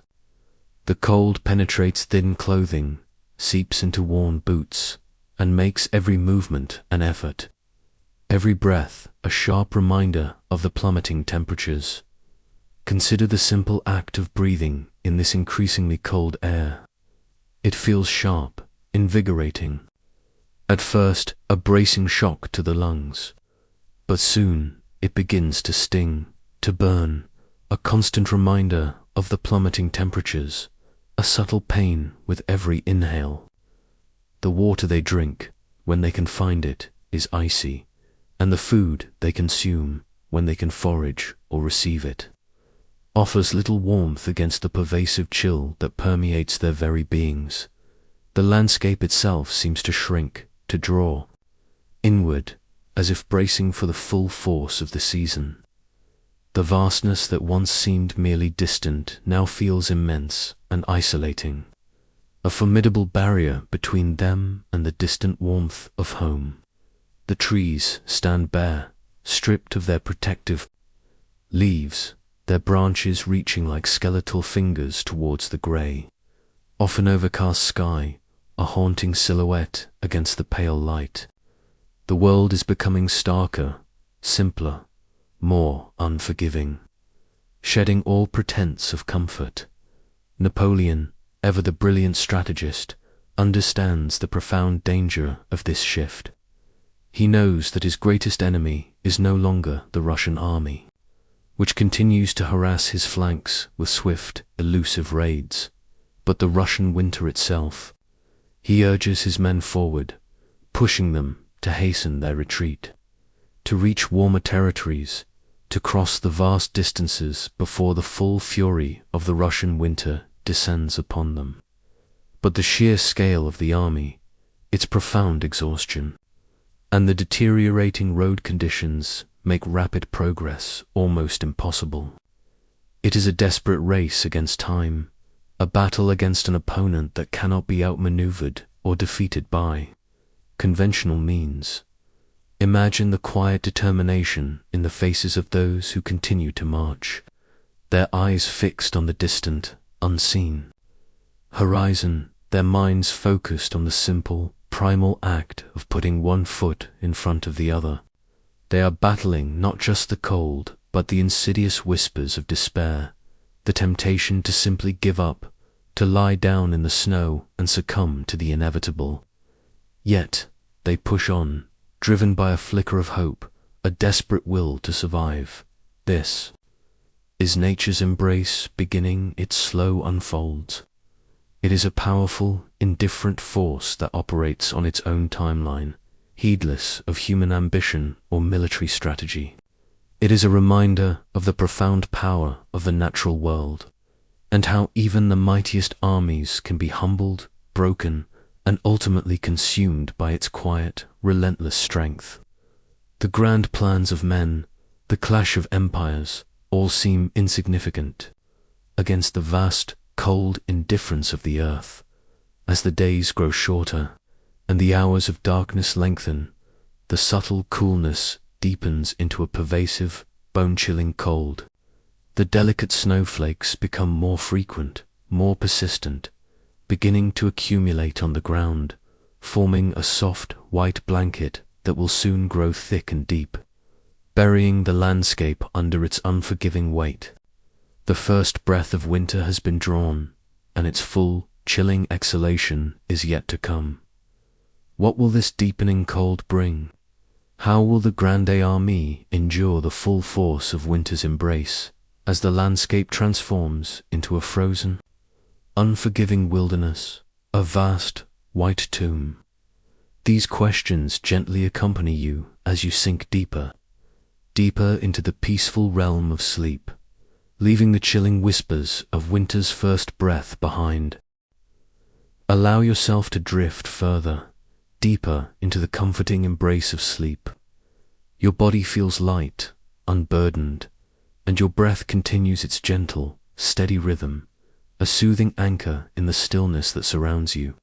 As your mind floats, we journey with the remnants of the Grande Armée into the heart of the Russian winter, where the subtle coolness has now transformed into a pervasive, bone-chilling cold, a relentless adversary. Imagine the landscape around you. It is no longer merely dusted with white. It is now completely enveloped in a thick, pristine blanket of snow, stretching endlessly in every direction, obliterating all familiar landmarks. The trees, stripped bare of their leaves, stand like skeletal sentinels, their branches encrusted with ice shimmering faintly in the pale, weak light of the winter sun, or disappearing into the swirling white of a blizzard. The sky is often a vast, grey expanse, heavy with the promise of more snow, or a clear, piercing blue that seems to intensify the cold, making the very air brittle. This is the icy veil of endurance, a world transformed into a stark, unforgiving tableau, a silent, beautiful, yet utterly merciless environment. Feel the profound cold now, not as a whisper, but as a constant, biting presence, a physical assault that never truly ceases. It seeps into every fiber of being, chilling bones to the marrow, numbing fingers and toes, and making every breath a visible plume of frosted air, a stark reminder of the frigid temperatures. Imagine the soldiers, their uniforms thin and ragged, their boots worn through, their bodies shivering uncontrollably, trying desperately to ward off this relentless chill. They wrap themselves in anything they can find: scraps of cloth, tattered blankets, even pieces of animal hide, but the cold finds its way in, a persistent, insidious enemy that slowly consumes their warmth and strength. This is where a new test begins, a challenge not of muskets and cannons, but of sheer human resilience, a battle against the elements themselves. The march continues, but it is no longer a strategic movement. It is a desperate struggle for survival, a slow, agonizing crawl. Each step is an immense effort as feet sink into deep, heavy snow and exhausted bodies fight against the numbing cold. The roads, once merely difficult, are now treacherous, covered in deep drifts of snow and slick sheets of ice, making progress agonizingly slow, each mile a victory-hard dash, one dot. Picture the horses, those magnificent animals that powered the army's advance, now suffering immensely. Their breath plumes in the frigid air, their flanks are hollow, and their legs tremble with exhaustion and cold. Many simply collapse, unable to take another step, their bodies quickly disappearing beneath the accumulating snow, a silent, tragic testament to the brutal conditions. Without horses, the heavy artillery must be abandoned, its great cannons sinking into the snow, silent monuments to a fading ambition. Wagons, too, are left behind, their precious, dwindling supplies now inaccessible or simply too heavy to move, their contents spilling onto the frozen ground as you breathe deeply. Imagine the quiet strength that begins to emerge in the face of such adversity. It is not the heroic, outward strength of battle, the roar of courage in a charge, but an inward, primal resilience. It is the determination to keep moving, to put one foot in front of the other, even when every fiber of your being screams for rest, for warmth, for an end to the suffering. This is the spirit finding its warmth in quiet resolve, a flicker of inner fire against the overwhelming cold, a stubborn refusal to yield. Think of the soldiers huddling together at night, not around roaring bonfires, for there is little wood to be found, but around small, pathetic fires made from scavenged debris, or even the wooden parts of abandoned wagons. They share what little food they have, a meager crust of bread, a handful of frozen grain, their faces gaunt and etched with fatigue, illuminated by the weak, flickering light. In these moments, the bonds of camaraderie deepen, a silent understanding passing between them, a shared commitment to endure, a desperate clinging to shared humanity. This landscape, transformed by ice and frozen rain, becomes a vast, white tomb.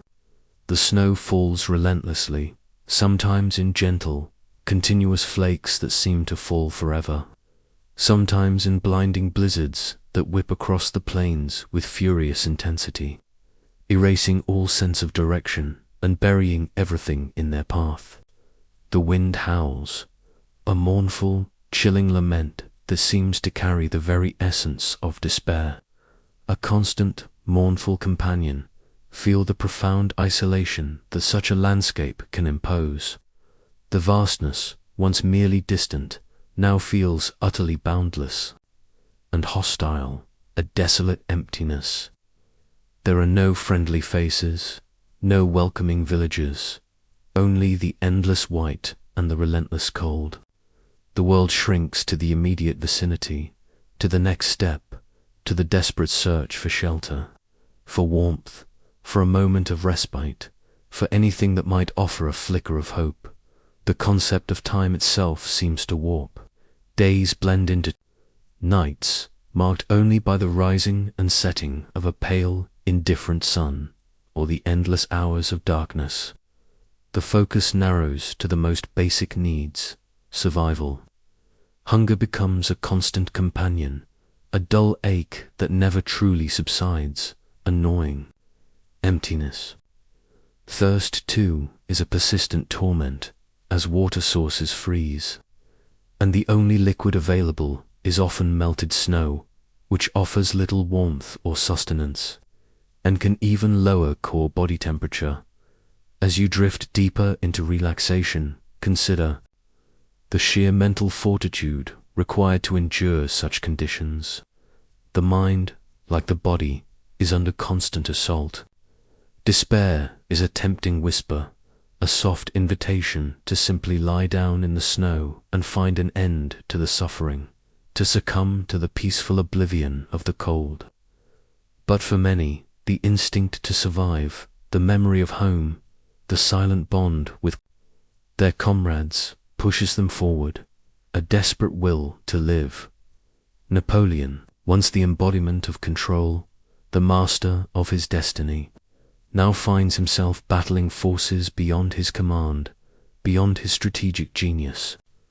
He rides ahead, sometimes on horseback, sometimes on foot, sharing the hardships of his men, trying to maintain morale, to instill a sense of purpose. But even his powerful will is tested by the relentless attrition of the cold, the hunger, and the sheer scale of the disaster unfolding around him. A tragedy of epic proportions. The icy veil of endurance reveals the true nature of courage. It is not always about grand gestures or heroic charges. Sometimes it is simply about putting one foot in front of the other. Day after day, hour after hour, minute after minute, in the face of overwhelming odds. It is about the quiet, unwavering resolve to keep going, even when hope seems a distant flickering light, a fragile ember in the vast darkness. The world is transformed by ice and frozen rain, a stark, beautiful, yet utterly merciless environment. The Grande Armée, once a symbol of unstoppable power, is now a testament to human vulnerability, a long, winding procession of suffering and endurance. The spirit finds its warmth in quiet resolve, a testament to the indomitable nature of the human will, a profound and moving display of resilience as you prepare to drift further into sleep. Imagine the quiet, determined beat of their hearts, still pushing forward through the relentless cold. What further trials await them in this frozen wilderness? How much more can the human spirit endure when stripped bare by the elements, when faced with such an overwhelming and indifferent adversary? These questions gently accompany you as you sink deeper, deeper into the peaceful realm of sleep. As you continue to drift, feeling the gentle embrace of sleep drawing you deeper, allow your thoughts to settle on a different kind of challenge now facing the Grande Armée. Beyond the biting cold and the endless snow, there is a more insidious enemy, one that works silently, relentlessly, eroding strength and hope from within. This is the fading echo of supply, the slow, agonizing disappearance of the very things that sustain life. A silent killer in the frozen landscape. Imagine the long, winding columns of the retreating army, stretching for miles across the vast, frozen plains. In the early days of the campaign, you might have pictured well-stocked wagons, lines of carts laden with bread, meat, and fodder for the horses, a seemingly endless bounty. But now, as the retreat continues, those images begin to blur, replaced by a starker, more desperate reality. The wagons are fewer, often empty, or abandoned by the roadside, their contents long since consumed, lost, or plundered. The one sufficient logistical machine has broken down, leaving its components stranded and vulnerable. Feel the subtle hunger, a longing, soft and low, that begins to become a constant companion for the soldiers. It is not the sharp, immediate pang of a missed meal, but a dull, pervasive ache that settles deep in the stomach, a constant reminder of the body's unmet needs, a gnawing emptiness that never truly subsides. Imagine the men, their faces gaunt, their eyes hollow, their bodies growing weaker with each passing day, their strength slowly ebbing away. Their uniforms, once symbols of pride and military might, are now tattered and insufficient against the cold, offering little protection, their threads worn thin by constant use. This scarcity extends far beyond food. Picture the vital comforts that slowly cease to flow: warm clothing, sturdy boots, even the simple luxury of a dry place to rest. The soldiers are exposed to the elements, their feet often frostbitten, their bodies shivering uncontrollably, their skin raw and cracked. The lack of proper shelter means that each night spent in the open, even huddled around a meager sputtering fire, further saps their strength and resistance, pushing them closer to the brink of collapse. Think of it like a great, intricate machine, designed to run on a continuous flow of fuel, its gears turning smoothly, its parts functioning in perfect synchronicity. When that fuel begins to dwindle, the machine sputters, slows, and eventually grinds to a halt, its components seizing up. The Grande Armée was such a machine, and its fuel, its very lifeblood, was its supply chain. Now, that chain is broken. Its links stretched beyond their capacity, leaving vast sections of the army to fend for themselves in a hostile, barren land, a land that offers nothing. As you breathe deeply, imagine the desperate foraging that becomes a daily ritual, a primal hunt for survival. Soldiers fan out from the main columns, risking capture or death from lurking Cossack patrols, searching for any scrap of food in the desolate landscape. They dig through the deep snow, hoping to find forgotten roots or frozen berries, often finding nothing but frozen earth. They might stumble upon an abandoned farm, only to find it stripped bare, a testament to the scorched earth policy that preceded them, leaving no crumb behind. The horses, those noble creatures that once pulled the cannons and supply wagons, are now dying in staggering numbers.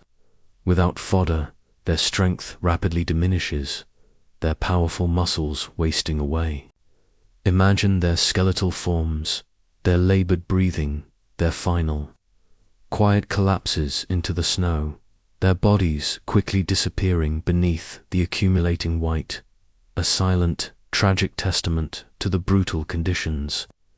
Without horses, the heavy artillery becomes an immovable burden, its great cannons sinking into the snow.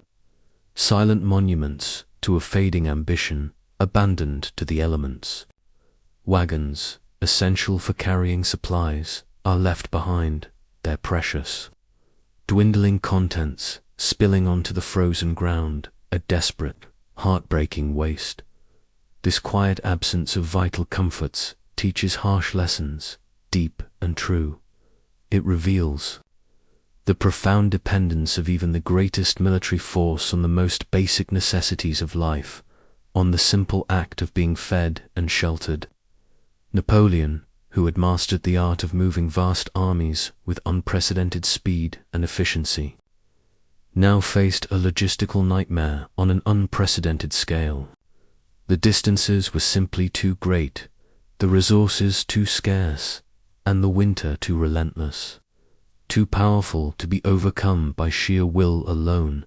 Feel the growing despair that accompanies this constant deprivation. It is not the dramatic despair of a lost battle, but a slow, creeping erosion of hope, a gnawing certainty that the end is near. The men become listless, their movements sluggish, their conversations hushed and grim, their eyes reflecting a profound weariness. The once vibrant camaraderie begins to fray, as each individual struggles with their own desperate fight for survival, their focus narrowed to their immediate needs. As you drift deeper into relaxation, picture the scenes of suffering along the retreat route. Men fall by the wayside, too weak to continue, their bodies succumbing to hunger, cold, and disease. They are left behind, silent figures against the vast white expanse, their fate sealed by the fading echoes of supply, their lives extinguished by the relentless winter. It is a grim testament to the brutal reality of war, stripped bare of its glory and grandeur, revealing only its raw, devastating cost. The concept of supply itself becomes almost abstract. It is no longer about numbers or logistics. It is about life itself, about the very breath in their lungs. Each piece of bread, each mouthful of water, each scrap of warmth becomes infinitely precious. A fleeting moment of respite against the overwhelming forces of deprivation. A desperate clinging to existence. Imagine the psychological toll this takes. The mind, constantly preoccupied with basic survival, with the primal need for food and warmth, has little room for grand strategy or military ambition. The focus narrows to the immediate, finding the next morsel of food, enduring the next hour of cold, simply putting one foot in front of the other, one painful step at a time. The human spirit, though resilient, is pushed to its absolute limits, its reserves utterly depleted. Napoleon himself is not immune to the suffering, though he is somewhat better provisioned and protected. He witnesses the disintegration of his once invincible army, the slow, agonizing collapse of the Grande Armée. He sees the fading echoes of supply reflected in the desperate eyes of his men, a stark reminder of the immense gamble he took and the terrible price being paid, a price measured in human lives and shattered dreams. This chapter in The Retreat is a profound illustration of how the absence of something can be more powerful than any presence. The missing food, the absent warmth, the lack of shelter, these voids are shaping the course of history, decimating an army more effectively than any direct military engagement. Dependence, in its cruelest form, teaches lessons that are etched deep into the very fabric of human endurance. Lessons of humility and the limits of power, the silent hunger, the gnawing cold, the constant struggle for sustenance. These are the realities of the fading echoes of supply. They are the quiet, relentless forces that are slowly, inexorably, breaking the spirit and the body of the Grande Armée, pushing them towards a final, desperate confrontation with nature itself. As you prepare to drift further into sleep, consider the profound truth that dependence teaches. How much can a human being endure when stripped of all but the most basic necessities? And what will become of an army, once mighty, when its very lifeblood has ceased to flow, and only the vast, indifferent winter remains? These questions gently accompany you as you sink deeper, deeper into the peaceful realm of sleep. Allow your body to sink deeper still, feeling the profound quietude that now surrounds you. Your breath is a soft, steady rhythm, a gentle current carrying you further into the peaceful depths of sleep. As your mind floats, we journey with the remnants of the Grande Armée through the relentless grip of the Russian winter, towards a new, formidable obstacle, a wide, dark river, its waters now partially frozen, known as the Berezina. Imagine the landscape leading to this river. The endless white plains continue, but now the ground beneath the snow becomes more treacherous, often boggy and soft, hiding unseen dangers beneath the deceptive white surface, making every step a struggle. The cold has intensified, a constant, biting presence that seems to penetrate to the very bone, chilling them to their core. The ranks of the army are tragically thinned, not by battle in recent weeks, but by the insidious enemies of hunger, frostbite, and exhaustion, which have claimed countless lives. The once mighty columns are now fragmented, a long, winding procession of weary, desperate souls, their movements slow and agonizing. Feel the growing tension in the air, a palpable sense of urgency that permeates the collective consciousness of the army, News travels slowly, but the word of the Berezina spreads like a chilling whisper, a name that invokes both dread and a desperate hope. It is a wide river, often deep, and now partially frozen, its surface a deceptive patchwork of fragile ice and dark, flowing water, hiding treacherous currents beneath.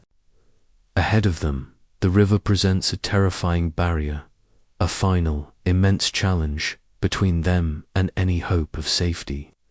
Behind them, the pursuing Russian armies are closing in from multiple directions, their presence a relentless, silent pressure, a tightening noose.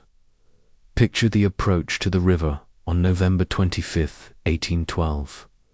The scene is one of stark, desperate beauty, a tableau of human suffering against a backdrop of unforgiving nature.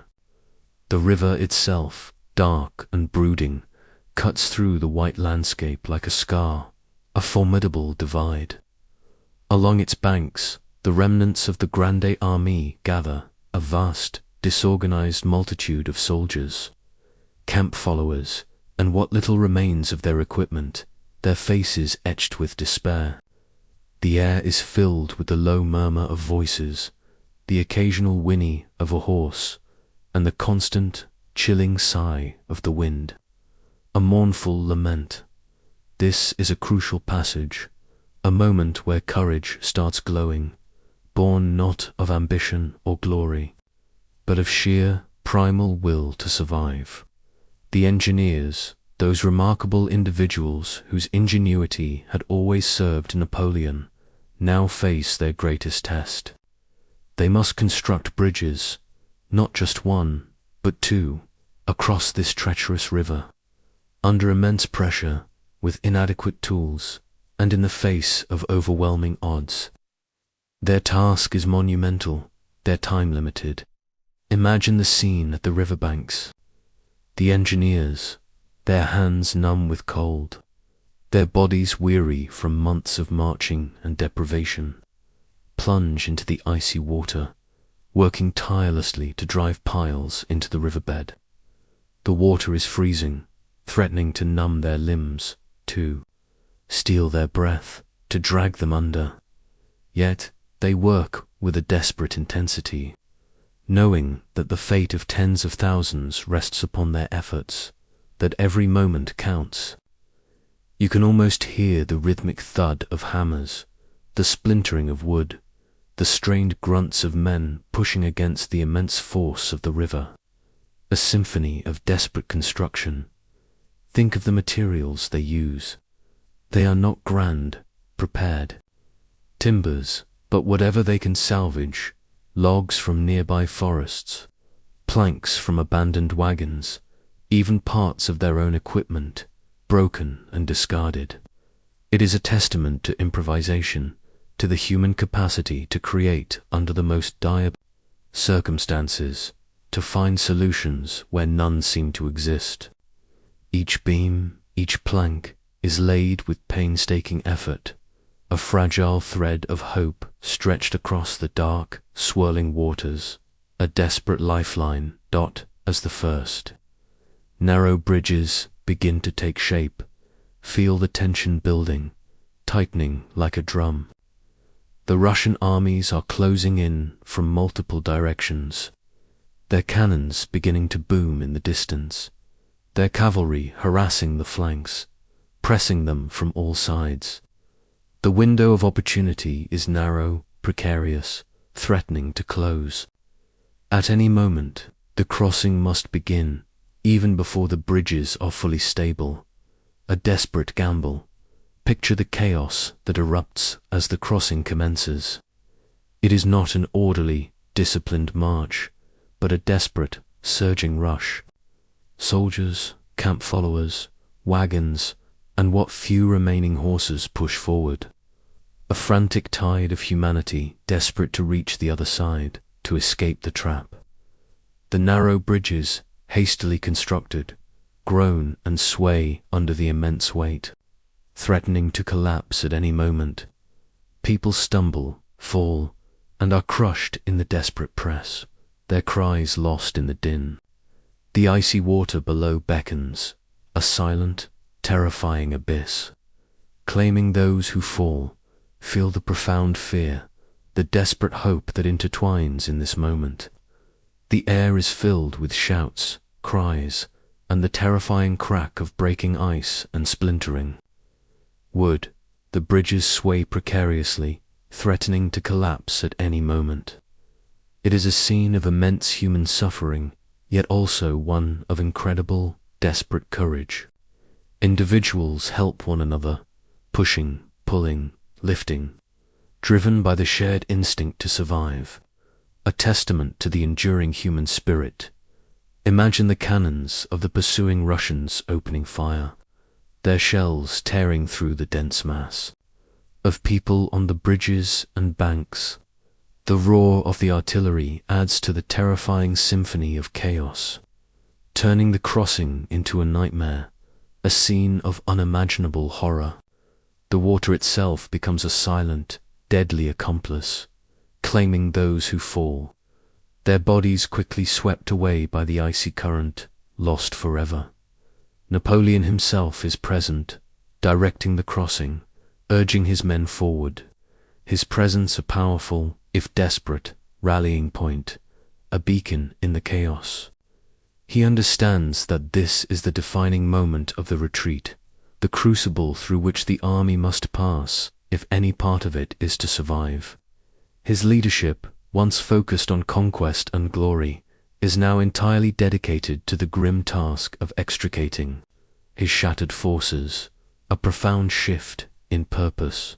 As you drift deeper into relaxation, consider the profound symbolism of this river. The Berezina becomes a metaphor for the entire Russian campaign, a seemingly insurmountable obstacle, a place where ambition meets its limits, and where the raw primal will to survive is tested to its absolute extreme. It is a bridge of fragile grace, holding the weight of so much hope and despair, a narrow passage between life and death.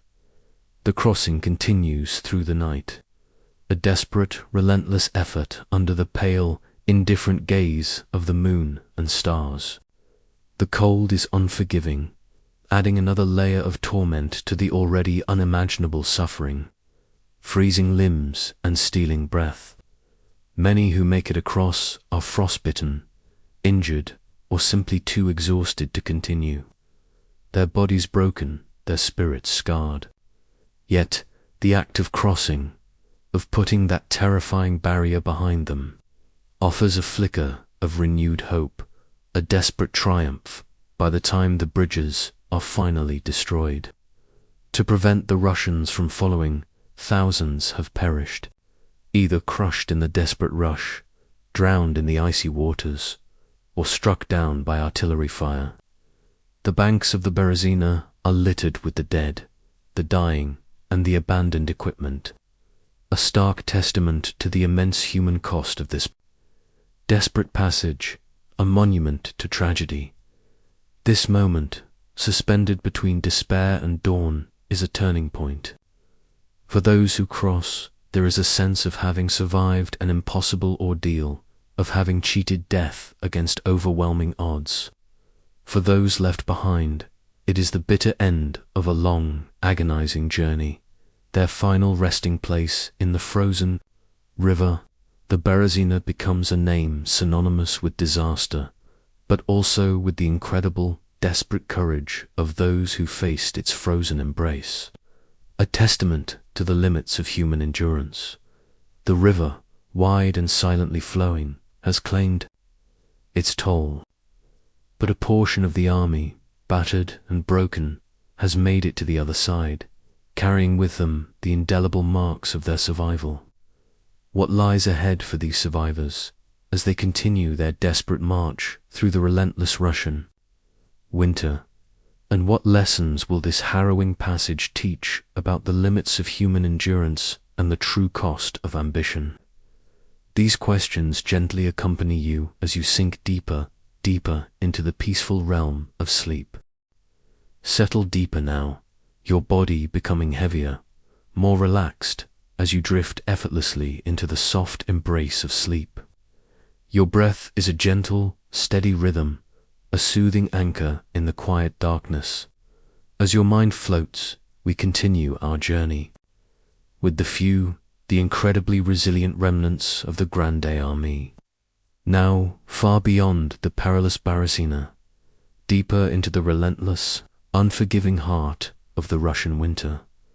Imagine the landscape that surrounds them. It is a world consumed by white, a vast, silent expanse of snow and ice that stretches to every horizon, broken only by the occasional skeletal tree or frozen mound. The trees, stark and skeletal, stand as frozen sentinels, their branches encrusted with a shimmering, brittle layer of frost, or weighed down by heavy snow. The sky is often a dull, leaden grey, heavy with the promise of more snow, or a piercing, icy blue that seems to intensify the cold, making the very air itself brittle. The wind, a constant, mournful lament, whips across the plains, carrying with it the stinging bite of ice crystals, a chilling companion. Feel the profound, pervasive cold now. It is no longer merely a chill, but a deep, bone-aching torment that never truly subsides. It seeps into every fibre of being, chilling bones to the marrow, numbing fingers and toes, threatening to claim their very limbs. Every breath is a visible plume of frosted air, a stark reminder of the frigid temperatures that assault their bodies. This is the ultimate test of endurance, a struggle against an enemy that cannot be fought with swords or cannons, but only endured with a quiet, desperate will, a battle against nature itself. Yet, even in this unimaginable suffering, as the journey deepens, you begin to observe a different kind of light, a subtle, profound glow. This is the human spirit's light, a quiet resilience burning even through the darkest, coldest nights. It is not a grand, heroic flame, not a roaring bonfire of courage, but a small, persistent ember, refusing to be extinguished by the overwhelming forces of nature. A stubborn refusal to yield. Picture the soldiers, their faces gaunt and etched with fatigue, their eyes hollow with hunger and despair, reflecting the immense suffering they have endured. Yet, in their movements, in their interactions, you can sense a powerful, unspoken connection. This is where the bonds of shared struggle become most evident, a silent, tender plea for mutual support. They huddle closer together at night, sharing what little warmth their bodies can generate, pressing against each other for comfort. They offer a hand to a fallen comrade, a whispered word of encouragement, a shared glance that speaks volumes. Of their collective ordeal, a silent promise of solidarity. Think of it like tiny sparks in a vast, dark wilderness.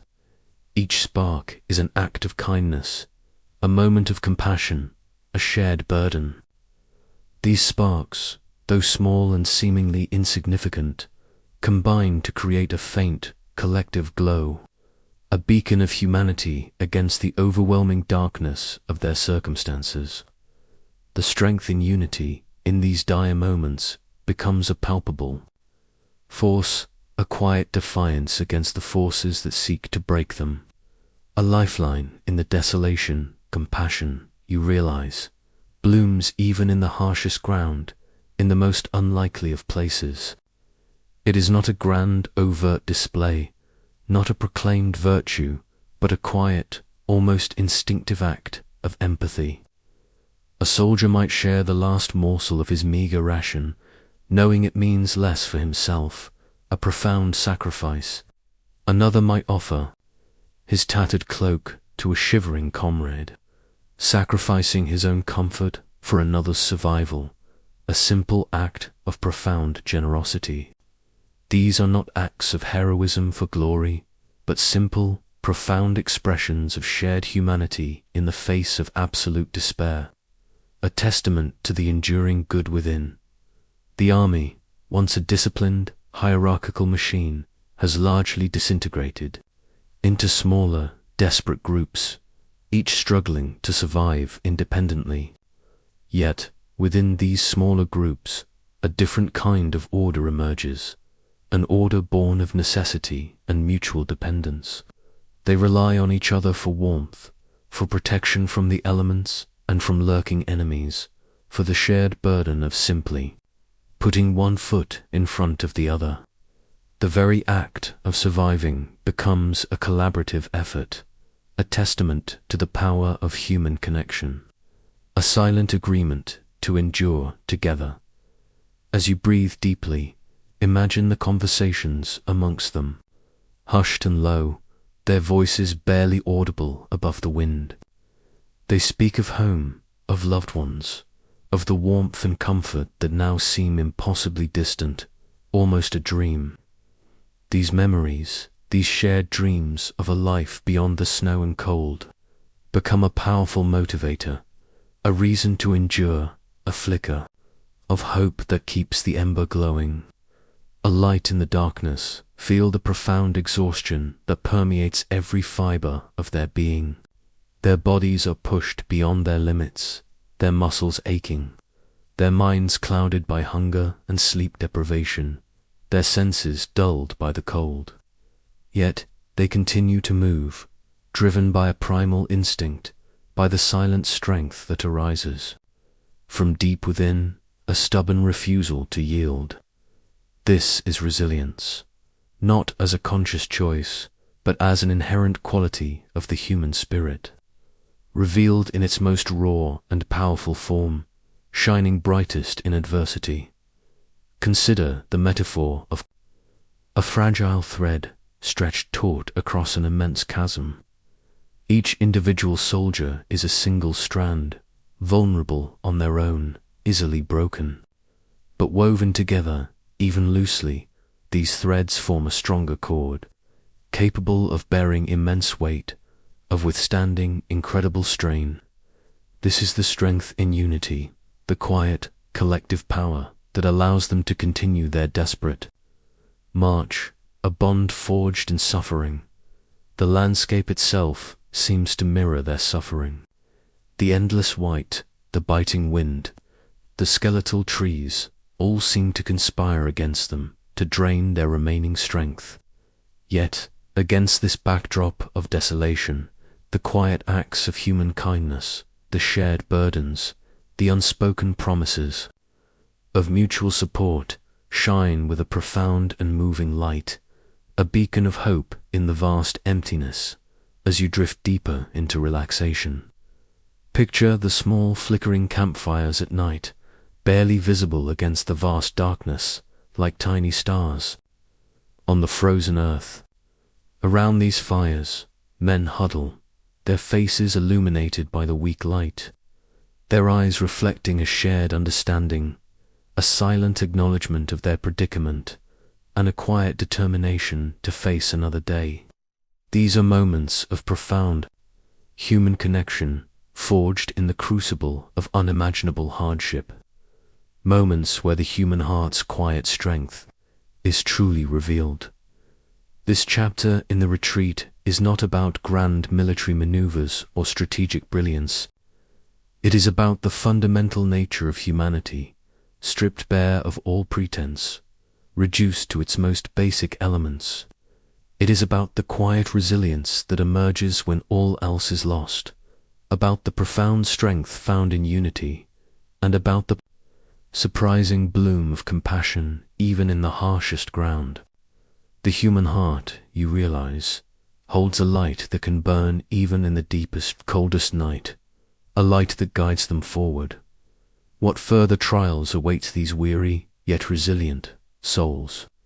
How much more can the human spirit endure, and what new depths of strength will be revealed as they continue their desperate journey towards a distant, uncertain hope? These questions gently accompany you as you sink deeper, deeper into the peaceful realm of sleep. Allow your body to settle even more deeply into the profound stillness that now surrounds you.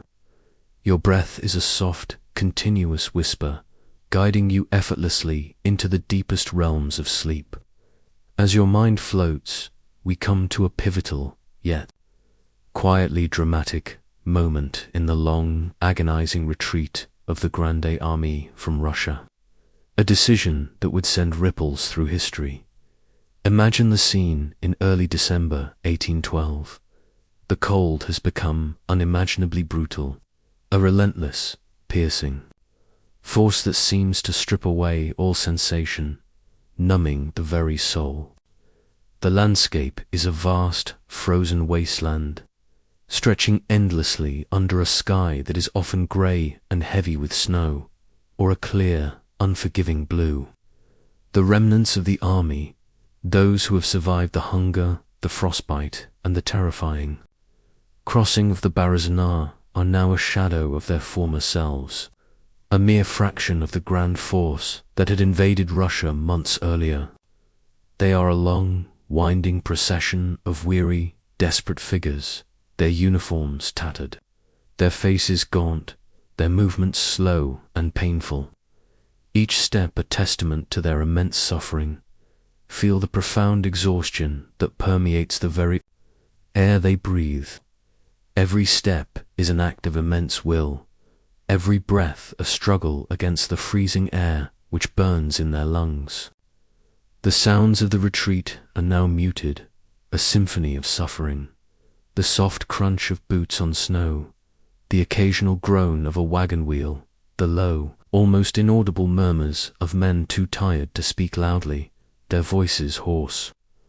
This is a journey that has pushed human endurance beyond its perceived limits, and the weight of it presses down on every soul, a crushing burden. And then, imagine a figure, one who has been at the very heart of this immense drama, a man whose ambition set this entire, tragic sequence of events in motion. This is Napoleon Bonaparte, the Emperor, the commander of the Grande Army. For months, he has been a constant presence, riding among his men, sharing their hardships, trying to inspire them to maintain a semblance of order and hope in the face of overwhelming despair. He has been the driving force, the unwavering will, that kept the shattered army moving, a beacon of leadership in the chaos. But now, a different kind of decision is made, a quiet withdrawal, a path now set apart. On December 5, 1812, in the small, desolate village of Smorgoni, Napoleon makes the momentous choice to leave the army and return to Paris. This is not a sudden, impulsive act, but a decision born of grim necessity and a profound understanding of the dire situation. He knows that his continued presence at the front, while perhaps inspiring, cannot fundamentally alter the immediate, devastating course of the retreat.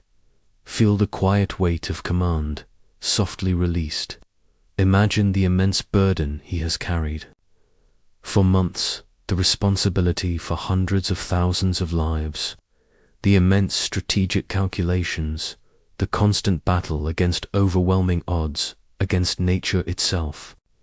Now, for the survival of his empire, for the very future of France, he must leave his suffering army behind. It is a solitary journey, from a weary heart, a recognition that his presence at the front, however inspiring, can no longer alter the immediate devastating course of the retreat. He must act for the greater good of his nation, even if it means leaving his men in their darkest hour.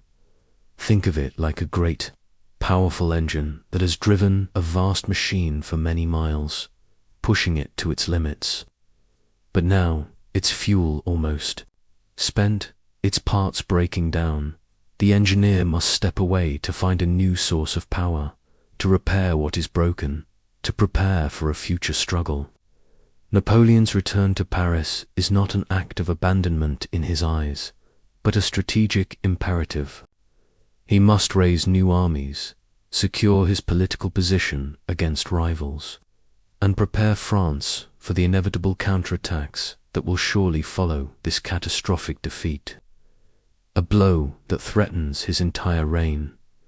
As you breathe deeply, picture the scene of his departure. It is not a grand ceremony, no military parade, but a hushed, almost secretive event. He gathers a small retinue, leaving Marshal Murat in command of the shattered army, a heavy responsibility. The farewells are brief, understated, marked by grim faces and unspoken words. There is no fanfare, no trumpets, only the silent understanding of a desperate situation.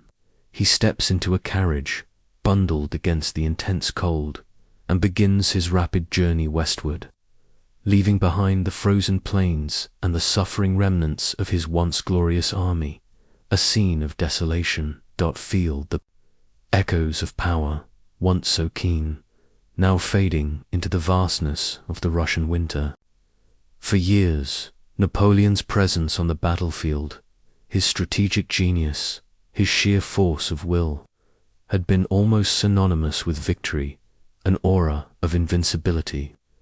Now, he is leaving a scene of unprecedented disaster, a testament to the limits of even the most formidable ambition when confronted by the unyielding forces of nature and a determined, patient adversary. The grand edifice of his power has been shaken, its foundations cracked. This departure is a moment of profound vulnerability for the emperor. He is leaving his men at their lowest point, facing the most brutal phase of the retreat, a period of unimaginable suffering. Yet, it is also an act of strategic foresight, a painful but necessary decision to preserve the core of his power, to ensure that France itself can survive this immense blow, to salvage what remains of his empire. He is sacrificing the immediate for the long term, a cold calculation made with a weary heart, burdened by the weight of his empire. As you drift deeper into relaxation, consider the profound solitude of his journey. He travels swiftly, often incognito, through lands that were once under his sway, now potentially hostile or indifferent.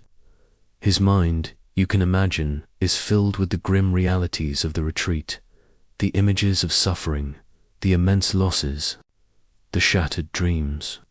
But it is also focused relentlessly on the future, on the monumental task of rebuilding, of restoring his empire's strength, of reclaiming his destiny. The departure of their leader, though perhaps initially unknown to many of the suffering soldiers, would eventually become another layer of their profound ordeal. It would be a symbol of the ultimate cost of this disastrous campaign, a stark reminder that even the most powerful figures are subject to the harsh realities of fate and circumstance, that even emperors can be humbled.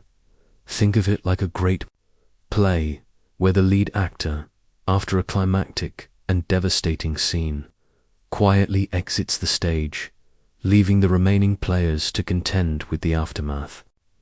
The drama continues, but the central figure has shifted. His presence now felt more as an absence, a memory of what once was, a ghost of his former glory. This silent departure marks a significant turning point in the larger narrative of Napoleon's reign. It is the beginning of the end of his absolute dominance, the first crack in the facade of invincibility that he had so carefully constructed. The Russian campaign, culminating in this desperate retreat and his quiet flight, would forever alter the course of European history, setting the stage for his eventual downfall. The weight of command, once a source of immense power and glory, is now a heavy burden, temporarily released as he seeks to regroup, to find a new path forward. His journey back to Paris is a race against time, a desperate effort to outrun the news of the disaster, to rally his allies, and to prepare for the inevitable challenges that await him, a future filled with uncertainty. As you prepare to drift Further into sleep, imagine the solitary figure, speeding through the frozen landscape, leaving behind the echoes of a lost campaign and the silent suffering of his army. What future awaits him, and what will become of the shattered army he left behind as they continue their desperate march without their emperor? These questions gently accompany you as you sink deeper, deeper into the peaceful realm of sleep. Allow your body to sink even deeper now, feeling the profound peace that washes over you. Your breath is a soft, gentle whisper, a lullaby that guides you effortlessly into the deepest, most restorative realms of sleep. As your mind floats, we journey with the few, the brave, the incredibly resilient survivors of the Grande Armée, as they finally approach the distant, longed-for borders of what was once familiar, a faint light at the end of an endless tunnel. Imagine the landscape. Now, the endless frozen plains slowly begin to give way to more recognizable terrain. The snow might still be deep, the air still biting, but there is a subtle shift, a faint promise of something less hostile, a hint of approaching civilization. The trees, though still bare, seem to stand with a different kind of silence, less menacing, more like ancient witnesses to a profound ordeal, their branches reaching out like weary arms. This is the whispered return of shadows, the faint outlines of a world they once knew, now seen through the lens of unimaginable suffering. A world forever changed by their experience. Feel the gentle relief, a weary journey done, that begins to wash over these few remaining souls. It is not a joyous, triumphant relief, not a celebratory outburst, but a deep, quiet exhalation, a slow unwinding of tension that has held them captive for months. Imagine their gaunt faces, etched with the lines of hunger, cold, and despair, now softened by the faint glimmer of hope, a fragile light in their eyes. Their movements, though still slow and painful, carry a new, subtle purpose, the final push towards safety, towards the promise of rest and warmth. Picture the remnants of the Grande Army as a quiet procession. They are no longer a vast, organized force, but small, scattered groups, often just individuals clinging to life with a desperate tenacity. They walk in silence, their footsteps muffled by the snow.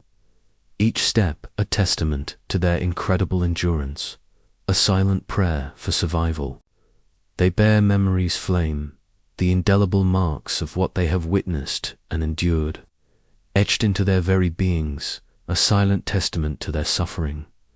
Think of it like a river, once mighty and overflowing, its current powerful and unstoppable, now reduced to a mere trickle, its waters flowing slowly, painstakingly, towards the sea.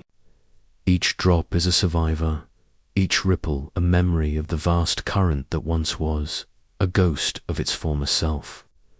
This trickle, though small, carries the immense weight of its journey. The stories of those who fell along the way, the silent echoes of a catastrophic loss, as they crossed the Niemen River, the very river they had crossed with such pomp and ambition months earlier. The contrast is stark and poignant. Then it was a symbol of boundless possibility, of a grand invasion, of a glorious future. Now it is a marker of survival, a silent witness to a catastrophic retreat, a place where dreams turn to nightmares. The river itself seems to whisper tales of ambition and its profound cost, of the fleeting nature of power as you breathe deeply. Imagine the first glimpses of familiar faces, of welcoming gestures, however small, the sight of friendly outposts, of distant lights flickering in the darkness, would have sparked a flicker of desperate hope, a confirmation that their long, agonizing journey was finally nearing its end. The warmth of a fire, the taste of real food, the promise of shelter. These simple comforts, once taken for granted, now seem like unattainable luxuries. Dreams made real. Feel the profound weight of what they carry with them. It is not looted. Treasures for those were largely abandoned along the frozen route, scattered across the desolate landscape. Instead, they carry the invisible burdens of trauma, the memories of comrades lost, of unimaginable suffering, of a world forever altered by the brutal embrace of winter. These are the shadows that return with them, woven into the very fabric of their beings, a permanent part of who they now are. Consider the quiet courage it took, not just to survive, but to bear witness to such devastation and still keep moving, to find the will to take one more step. Many are physically broken, their bodies ravaged by frostbite and disease, their limbs lost, their health shattered, but their spirits, though deeply scarred, hold a resilience that defies easy explanation. It is the human will to live, burning fiercely even in the face of absolute desolation, a stubborn refusal to succumb. As you drift deeper into relaxation, picture the scenes of reunion, however muted. Families waiting anxiously, their faces etched with fear and hope, their hearts pounding with anticipation. The quiet embraces, the tears that fall silently, not just for joy at seeing a loved one, but for the profound sorrow of those who did not return, for the empty spaces that will never be filled. The silence of the missing is as powerful as the presence of the survivors, a haunting reminder of the immense cost. Home calls softly, a distant, tender sound, a melody of comfort and belonging that has sustained them through the darkest hours. It is the promise of warmth, of safety, of a return to a world that, though changed, still offers the solace of familiarity, the comfort of the known. This return is not a triumph, but a quiet, solemn homecoming, a testament to the enduring power of human connection and the primal need for sanctuary.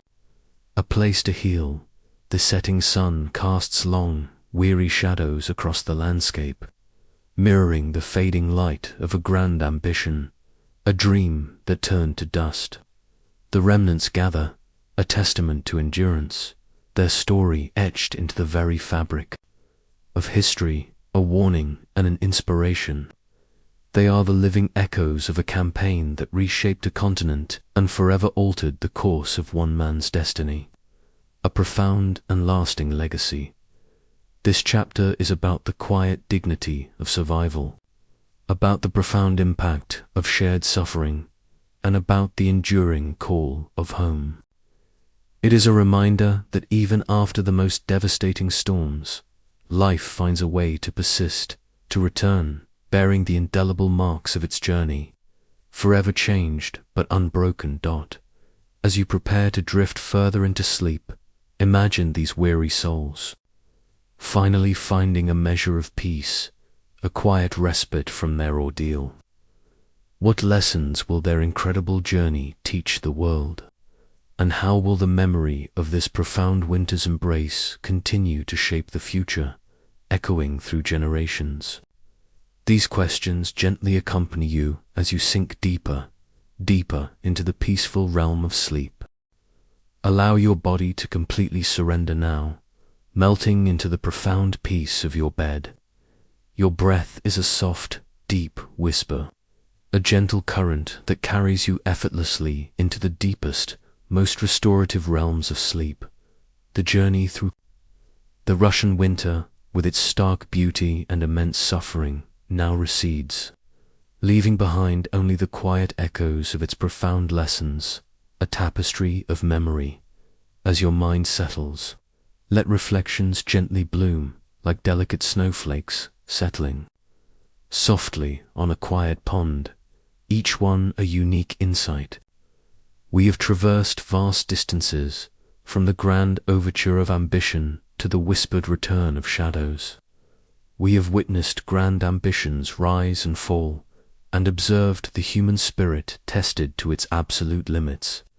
Now, in this tranquil space, you can softly consider the wisdom gleaned from this extraordinary historical moment, allowing its truths to settle within you.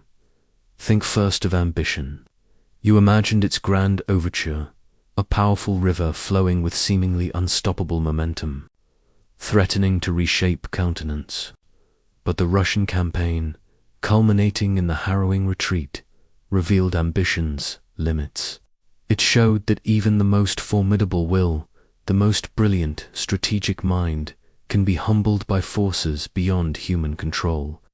Nature, in its vastness and its seasonal rhythms, proved to be an adversary far more potent than any army, any military genius. The cold, the distance, the scarcity, these were the silent, implacable forces that dispelled winter's gloom, not with warmth, but with a stark, undeniable truth about human vulnerability, a humbling lesson for all taught feel the quiet lessons learned from nature's grand design. The earth itself, with its endless plains and its relentless winters, taught a profound truth about adaptation and resilience. It showed that sometimes the greatest strength lies not in direct confrontation, not in overwhelming force, but in patient endurance, in yielding the ground to preserve the spirit. The scorched earth, the receding enemy, the unyielding cold, these were all elements of a natural defense that ultimately proved insurmountable.